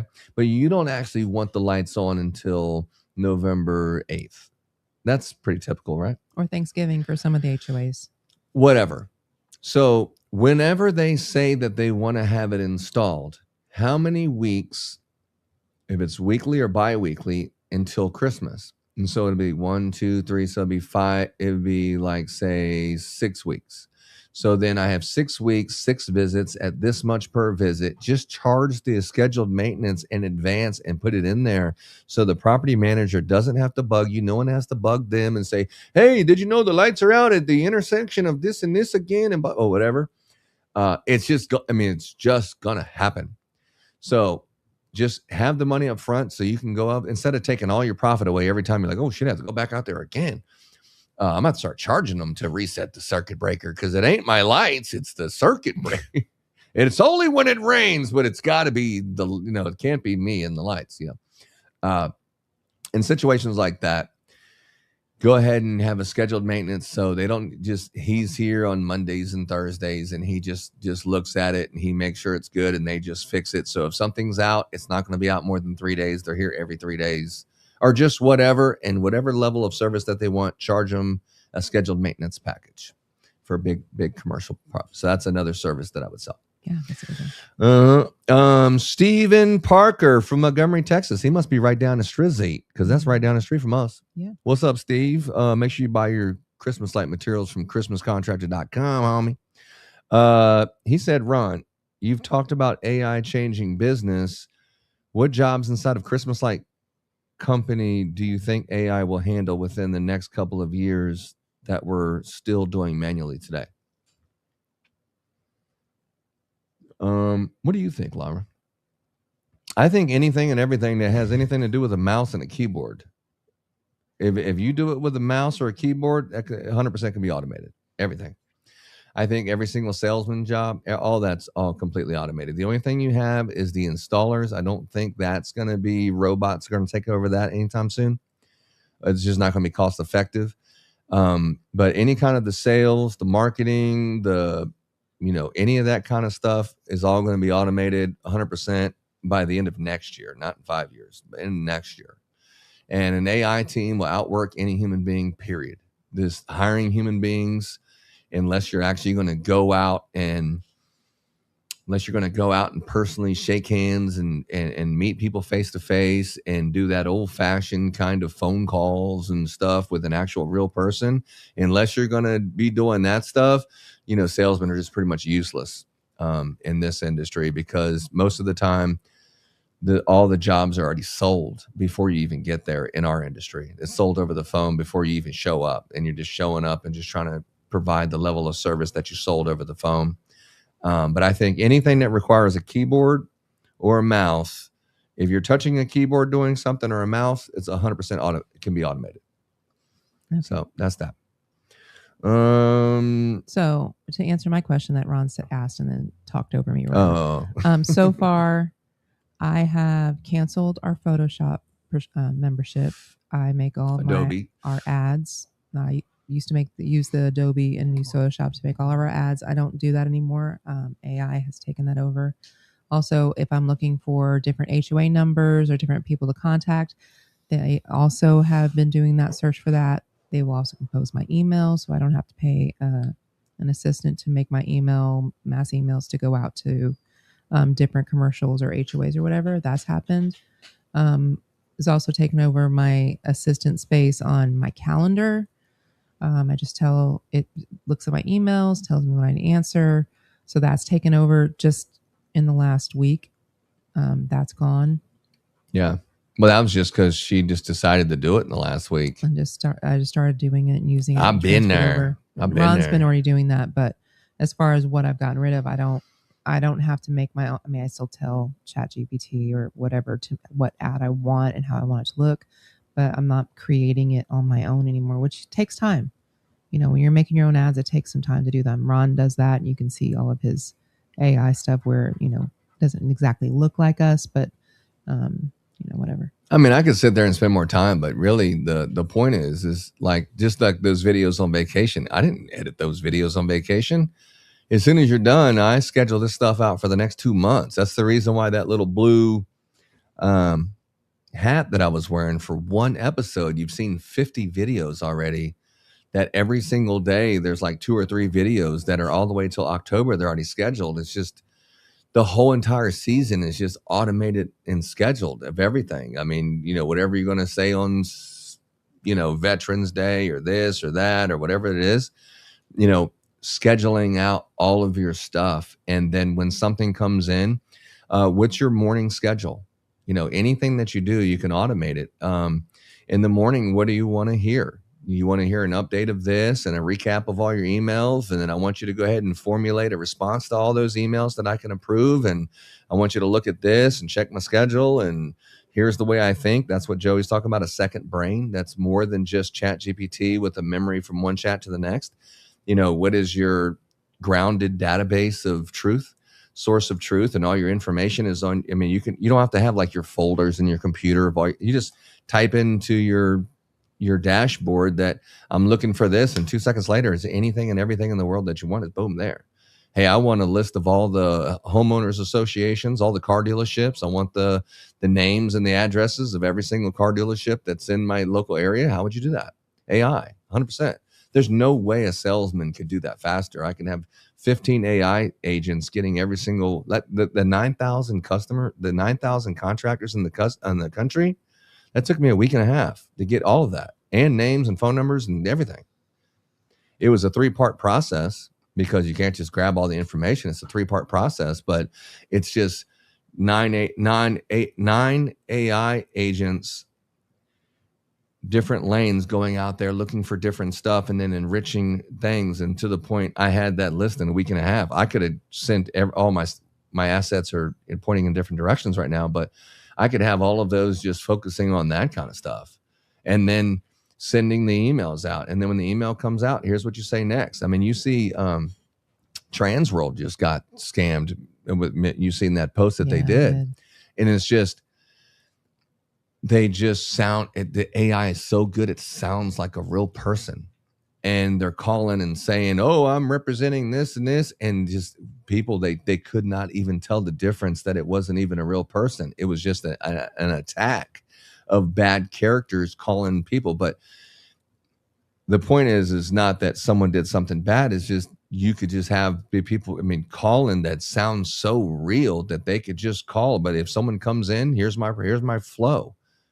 When they come in, then here's what I'll say, and then send this back, and then you can damn near take it all the way to a sale. I mean, I think AI, you can pretty much put the lights on the house, figure out how many feet it is. I mean, all of that stuff will be all automated very soon. And some of this stuff that are old veterans that have been doing this forever, and they have all this industry knowledge and stuff, slowly but surely, it's self learning that the AI learns from AI, and it's just getting smarter and smarter. The more that you pour into the AI, it keeps learning and learning good things, learning bad things. So that's why the need for guardrails are there. But that's a whole nother conversation. Last one. Mark Davis from Miami, Florida. You got the last word, dog. Mark Davis, after everything you've built and everything you've learned, if you had to start completely over tomorrow, no customers, no employees, no reputation, but you could keep your knowledge, what would you do in the first 30 days to build a Christmas light company again? And it's cool because I've done it like 3 times. I mean, I get it. I don't know. We've learned a lot in the last 8. So the answer to that question is it depends on what 30 days we're talking about. Because if it's November, you don't have time to do much except for just to get a quick Facebook page, put a couple signs out there, and just kind of, figure out a process from somebody or ChatGPT, a process, and have it put it together for you and how it's going to work, and have that give you a starting block. And then, for like what an estimate looks like, you can probably have it do Google Sheets and make something that looks halfway decent without spending any money whatsoever on anything, totally free. And I would probably do something like that. But if it was in the middle of the season, I'd just be putting signs out and just kind of doing like what a regular handyman would do and just get in while you can. If it's 30 days, like in August, like right now, I would definitely be working on getting the business and advertising the business anywhere you could. And I would definitely be leaning heavy on AI to do everything for me. That's what I would be doing, no matter if it's this business or anything else. That's exactly what I'd be doing. And that's what I love doing, and I wish I was doing it full time. But I'll probably be doing Christmas lights probably for the next 2 years, maybe. I don't see myself doing Christmas lights after 2028. I want to retire and just get straight into coding and just get a full pocket protector. I'll be like a cool computer nerd, but like one that I don't really watch Star Trek or Star Wars or anything like that. I'm just like a cool jock courtroom nerd. TV guy. I'm a cool nerd. Not a Trek Star Trekky nerd. I'm like a cool nerd. Yeah. So Okay. I want to be a cool nerd when I grow up. Anyway, yeah. I appreciate everybody listening on Spotify, iTunes, Amazon Music, our RSS feed. It always surprises me how many people around the world that listen to our podcast, and they can't even see the pictures and stuff that we're explaining, but I appreciate you guys. I really do. So if you're listening to us and you're hanging out with us and you're staying with us, definitely appreciate that. And all the people listening, it seems like people have been staying on us the whole time, right? So I thank you for all the 15 people listening. You make it worth it. And we're going to try our best to continue coming every single Wednesday. We missed last Wednesday for the first time, but we're going to continue bringing it every single Wednesday. So stay connected with us and definitely consider coming to the networking with us at the Christmas Light Installers Mastermind. The ChristmasContractor.com 2026 season kickoff. Definitely make plans on being in Houston, Texas area. We'll pick you up from the airport if needed or whatever, but definitely be there and hang out with us during that. And then what's your final words, Laura? Oh, what's up, Doug? What's my final words? You want me to just say the one line? That's it? No. Say that no, this is thing? like Jerry Springer. Like after all the fighting and you was, no, that's my sister and stuff like that. And then all of a sudden he says something really intelligent at the very end. You're like, dang, there's like something really intelligent on Jerry Springer is actually pretty smart. I didn't know. Yeah. I thought he was just instigating fights, but he's actually pretty smart. It's actually not too late. I know it's the end of August and it feels like it's too late, but it's not too late. You can get your business listing up there. You can get your Google My Business. You can start advertising for Christmas light installation, and you can start getting those estimates out there. It's not too late to start, but you got to do it. You got to start. You got to make that first move. And what are you going to do? How are you going to make that first move? And yeah. And before you tell people get off their ass and get busy, I wasn't even going to say that. Go ahead, keep going. You weren't? Nope. I would say, look. Right now, you're listening to this podcast while you're pressure washing in your earphones. Or right now, you're watching this podcast later. You're not watching it live. Most people, we get like 500 views on each one of these little clips. Most of the people are watching it later because they're busy working at 3 o'clock. They're just busy working, okay? There is a sacrifice that needs to be made if you want to do Christmas lights full time, okay? It's not something that you're just going to automatically do it with your 9-to-5 attitude. Okay. That will not get you there at first, for sure. If you want to ration off a 9-to-5 lifestyle, you're going to be a slave each and every day till the alarm clock wakes up and the sun comes up and your ass gets up and it goes out there and works every single day. And you got to ask permission to have a day off or a week off or looking at benefits and company, all this nonsense. Because if you don't have the discipline over yourself, you have to work for someone because you have to have someone tell you what to do. That's the only way that you can survive and pay your bills is someone has to tell you this is what you need to do. And I'll make sure that you have enough money to pay your bills, at least a little bit more than that. But that's not the life I want to live. Okay. I don't want to live that life. I want to live a life of abundance. I want to live a prosperous life. I want to have enough money that I don't have to actually do anything in the middle of the year. Okay. That is not going to come from 9 to 5. It's not going to come from thinking small. It's going to come from thinking big. It's going to come from dreaming big. Okay. It's going to be putting massive action and working your ass off. And then after Christmas, you have an abundant harvest. It's the harvest season, not the planting season, which we're in, not the watering and tilling season. The harvest season is when you work your ass off when you're a farmer. That's the hardest that you'll ever work. But that's when you have an abundant biblical success harvest. And that is going to be the fruit of you taking it seriously so you don't have to do that other one-off service. This seasonal business can be a full-time business if you take it seriously. If you truly stayed on it all year. I was talking to David Merle today, and he was like, man, I'm just all this work that I'm doing and stuff like that. I want to be just like you. I don't want to do this roofing and all this other stuff. I just want to do Christmas lights just like you. And I've been putting all this work in here. And man, now the phone's ringing.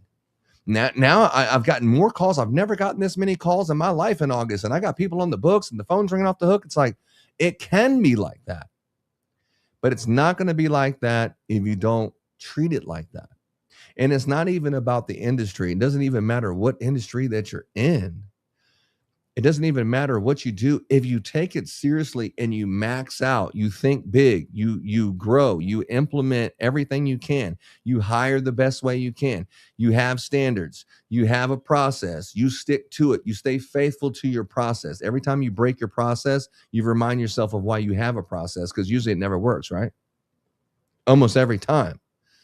You have a process in terms and conditions for a reason, okay? Put everything you have into it.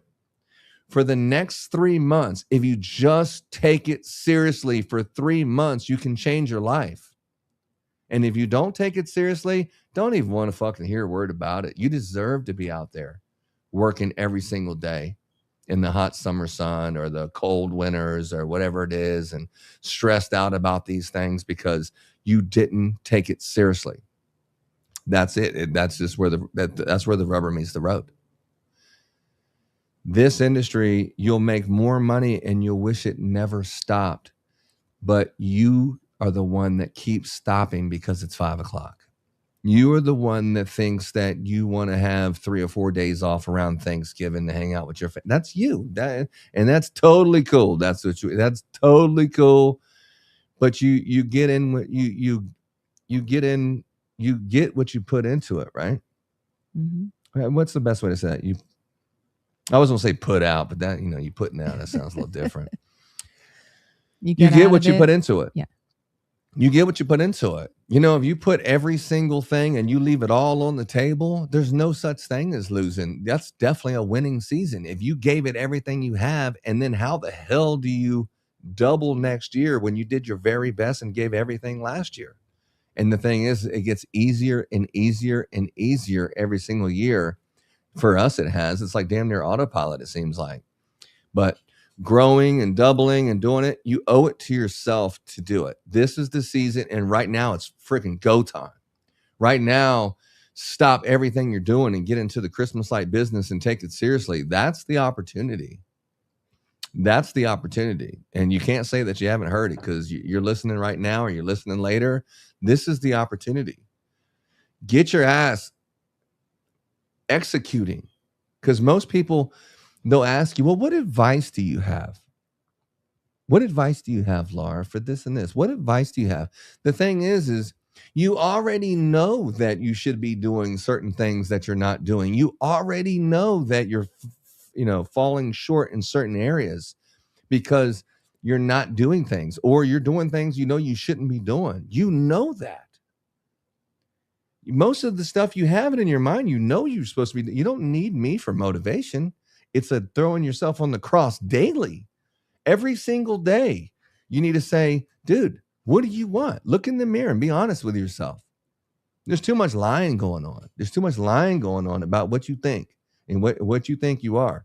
Look in the mirror and be honest. Stop lying to yourself. Be honest. What are you really trying to do, and what are you really capable of? And go out there and fucking go get it. Go get it. You deserve it. Your family who's depending on you deserves it. All right? And it's going to be a sacrifice, right, babe? Totally. There's going to be some things that you're just not able to do those things because you're at war, fighting for the things that you want, fighting for the life that you want. You're at war. You're at war with yourself about, I just want to, because I have $20,000 in the bank right now, so I'm going to go out and have fun and go on that vacation and shit. No, you can't. No. That $20,000 be gone so damn fast. Especially when you got to take it down and pay taxes too. Divide that shit by 12. That's what you really got in the bank. You don't have anything. Keep moving. Keep moving. But that's what I would say. I mean, now's the time. You probably won't do it. And the ones that are already doing it, who knows? But now's the time that you really can change your life.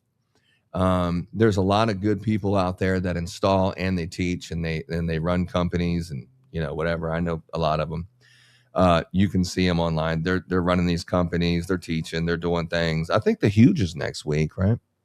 I think so. Yeah, it's next week. So. I thought I heard. And people have like classes, and these people are like, they're also installers, and that's cool. I don't have anything to say about it. The guys that are running the businesses and however you're running it, they're doing it and they're teaching and they're selling. I mean, cool. I definitely would listen to someone who's actually doing it.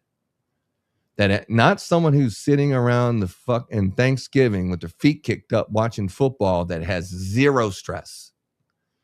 That you couldn't even wrap your head around what this person is going through that you're teaching because you've never been there. You've never been in the hot seat. You've never been in the, oh my God, I have to do these 50 things, but I have to choose 10 because there's only so many hours in the day and stuff like that, right?